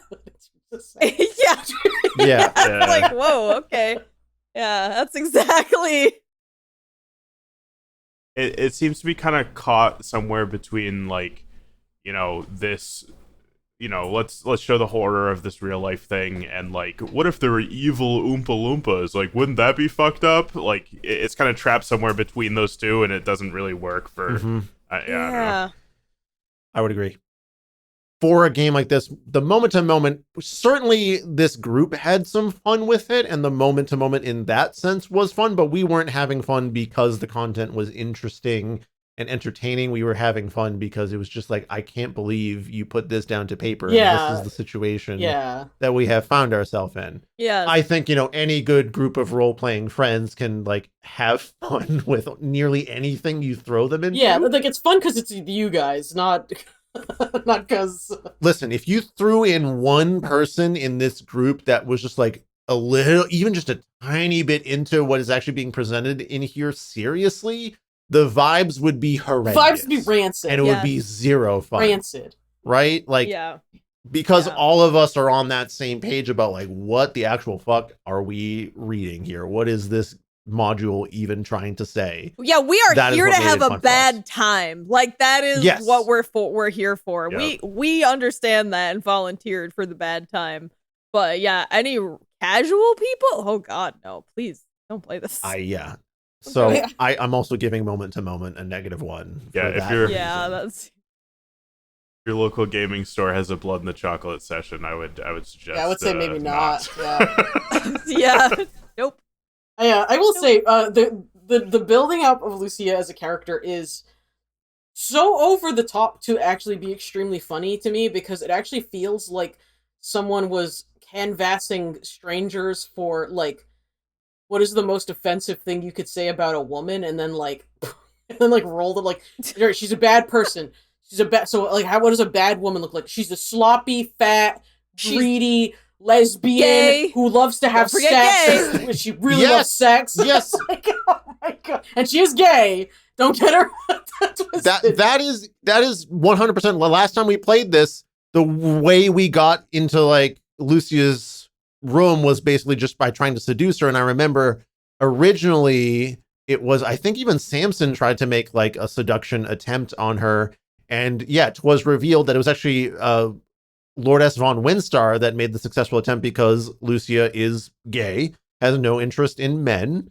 I'm just going to read some of the paragraphs here because I think... please do. Lucia is a villain. She is not being controlled by some eldritch force. She is not an agent of some more sinister power. She is not a wounded soul acting out of noble intent, nor is she twisted because she is a product of her time. She is an evil businesswoman. She enslaves those weaker than her because she truly believes she is better, and causes pain and torment because it delights her. She is sadistic, perverted, gluttonous, impossibly vain, and greedy. She only shows compassion or mercy if it directly benefits her, and will spare no expense in silver or blood to see her enemies destroyed in the worst ways possible. She is a villain and should be played as such. That said, Lucia is also an intelligent, beautiful, and charming after a fashion woman. She likes to flirt, exaggerate, and play off the weaknesses of others. The referee should think of her as having the same capabilities and strategies as a player character, able to use every part of her personality and factory to her advantage. She will only act in pure, thoughtless anger if she is all but certain she is able to kill a player character and walk away unharmed. Lucia only has a few weaknesses: her ego, her debauched, perverse tastes, and her attachment to material items and wealth. She will be more inclined to listen to the player characters if they ingratiate themselves to her. Her taste means she is more likely to be seduced by another woman than by a man. She takes the lead in any relationship, so she might seduce a man if he is suitably submissive and effeminate. Oh my god. No matter the nature of the relationship, Lucia is a fat, decadent woman who takes great delight in corrupting others and breaking the will of any partner until all they desire is Lucia. Of course. Yeah. Lastly, Lucia would sacrifice her workers without a thought, but cannot bear to see her prized paintings, all of which are originals by Peter Paul Rubens, who she has been a patron of for some years, damaged or harmed. So yes, she's fat and gay and evil is what... When I think about a bad woman, I think about a fat gay woman who enjoys her sexuality. That's really just a bottom. Like, what the fuck? Why are we dragging Rubens through the mud Lee, here? Was he also an asshole? I actually think it's because it's the only painter that's like classy that people associate with being fat. I like actually think that it was like that, like small-minded, where they were like, straight up. "Oh, he's the only one who painted fat chicks. It's gonna be Rubens." Straight up. Except he's not the only one He's that absolutely painted fat not, chicks. Bro. But he's the most notable one that people know about because of the Rubenesque Right. descriptor. Except I wouldn't even consider anyway. That's me. For that reason, Moment to Moment is a -1. Terriblo's presence, I'm just going to say it -1 just because of Please Help. So in that segment, we define chaos levels, fabric of reality, which is like pretty chaotic. Hall levels, how often did we have to stop, go back and read again to make sense of what just happened? Pretty often when we had to worry about the fucking slippery bridges and the fact that there's just like no way around certain trapdoors. And Please Help is the amount of times we had to contact another person in order to let them know what's going on in the book to maintain some sanity. There was many times we questioned each other, be like, okay, I guess that's what's happening here. And if I had to read this on my own, I would absolutely be submitting it to anyone here with like, am I the crazy one here? Yeah. So easy -1 on Terriblo's presence. Final category is should this exist? This is broken down into 5 sub-questions. Would readers of this genre enjoy this? I feel no. like this I would not have fun. Down to one question, which is should this exist? That's the no. answer is Yes. no. Yeah, no. That's -1. Even as a horror, like a dyed-the-wool horror fan, I will make excuses for a lot of fucking terrible horror movies. Even this isn't enjoyable, even for that. Well, I guess I do want to say though that I don't think the whole project is a terrible idea, because we don't want to live in a world where we push our artists to shy away from difficult and horrifying topics. We don't grow as people or society. We live in a society. We live in a society. Like I think a part of that is confronting things like the concept. This, I think very much has legs. Yeah. I just don't like. There's just a lot of. It needed more nuance and more care. But I don't think the project as a whole, like, I don't know that the author should have been like, I completely disavow this project. I think he should have been like, well, looks like I fucked up real hard. Let me rewrite this. It really should have been, I could have handled that better, Yeah, I feel like that would have been a more, let me rewrite this and, like, have people look at it, as, before it goes to print again. Because if you're really... Because again, I think the critique of colonialism and capitalism are interesting. It is an interesting way to use, especially a system that is very capitalist, and dare I say, the Flame Princess is a bit colonial with her obsession with economics and capital. So I don't know. I think the hate and the retraction went to some extremes when. Could have just brought it back. We could have brought it back to center, everybody, by working together and by thinking a little more deeply and having a little more like of a collaborative mindset about this. But no. So this is a perfect segue into the second sub question. Do we feel as if the author's goal was met? No, because it's an ineffective critique because of all this extra shock value stuff and just insensitivity around it. Does it add anything new, interesting, or novel? I mean, horror Willy Wonka, I don't think is like maybe kind of sort of in that way. Did it take anything from us? Yeah, a lot of sanity on that for sure. Yeah. Let's say twice as much thanks to those thieves. Yes. So again, thank you to John and Dee for partaking in this and redoing the critique a second time. We are sorry to have taken more hours from you on this. Oh, hey, I mean, I had a good time. Yeah, no worries. What should you read instead of this? I mean, literally any fucking D&D module is fine. Yeah, play almost anything. We really had a good time. I forget if that episode has already happened in your reality, listener. We had a great time with the archive. I think that did already. That did already happen. Yes. Yeah, several episodes ago in late July, we did that choose your own adventure. Or, sorry, God, I don't want to get sued. We did the plot it yourself. Pick a page. We did a pick a page. Pick a page. Whatever. We played the archive. That was very, very good. Very well done by our patron Tin. But yeah, you could play probably any role-playing game and have a fine time. I think last time we did this, I recommended specifically if you're one of the people who are like, I hate that this sucked. I liked the general vibe, the sort of like grit. I do highly recommend Blades in the Dark. I think that. Yes. Thank you. Yeah. I've never played that, but thank you for got that. a really, really good system. It's very like creativity first, and you can tailor the world to be more or less gritty to your taste. Yeah, fantastic recommendation. So for Should This Exist, I'm also giving it a -1, to be honest with you. That means this was technical construction a 1, plot -1, moment to a -1, tree list presence -1, Should This Exist a -1. That's -4, okay. Which is pretty damn low. Yeah. So there is a can we fix it section, but I think we've already gone over that. Yeah, we've already gone over that essentially. So Paris, thank you so much for going into that. Yeah. And once again, thank you to Jon and Dee for joining us for this. Woo! We're going to take a minute here to thank our Ko-fi donors and patrons. Our Ko-fi donors like Kiwi Thing, Excavating Lizard, and Chelsea. If you want some terrible books we've read for the show, you can buy them over on our Ko-fi page. Not this one, this is a PDF that was free on the internet. You can go find it yourself. And of course, our paying patrons like our pesky publishers, Beast with the Least and Miles. Our loathsome librarians like Mark the Dark Reader, Luchek, Yanka, Tin, 1 in 1,000, Jeff and Veronica. Our exacting editors like Dee, that's you. The Ugly One, Throttle 19, Elliot, AMFP, and Maureen. Bad bookworms like Will, Scott, Katie, Ben, Valdez, JC, Other Ben, Fricks, and N.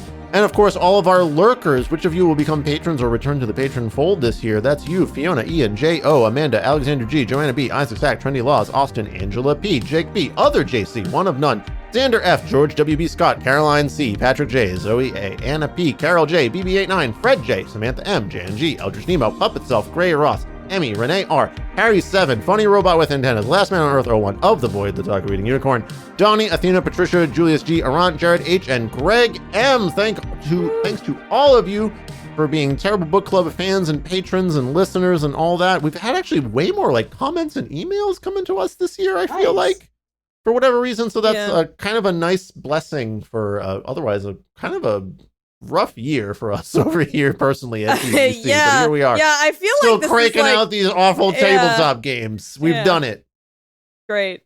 250 episodes of this somehow. Yeah, holy shit. This is episode 250. Thank you again, Jon and Dee, for joining us for a special 250th anniversary episode of TBC.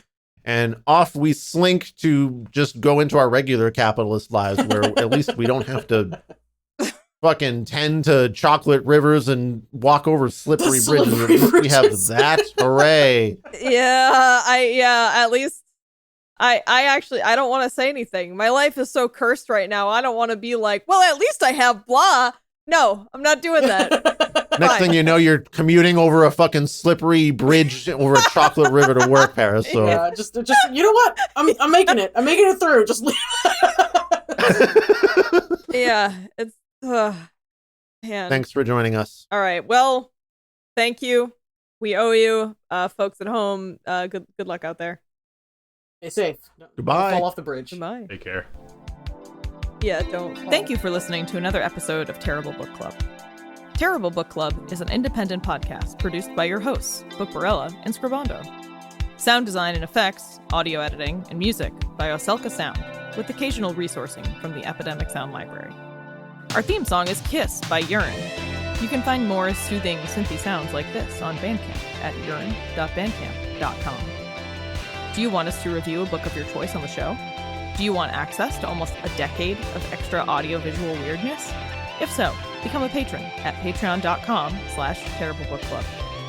If you'd rather send us a one-time tip or simply hate Patreon, you can instead go to ko-fi.com/terriblebookclub. You can also support TBC for free by checking out and sharing our website, terriblebookclub.com, subscribing to the show on your podcast app of choice, following our accounts on YouTube, Blue Sky, Instagram, Tumblr, or Storygraph, sending your friends a link to your favorite episode, or by leaving a review on Apple Podcasts, Spotify, Podchaser, or anywhere else on the internet. To send us book recommendations and/or your adorable pet photos, send an email to terriblebookclub@gmail.com.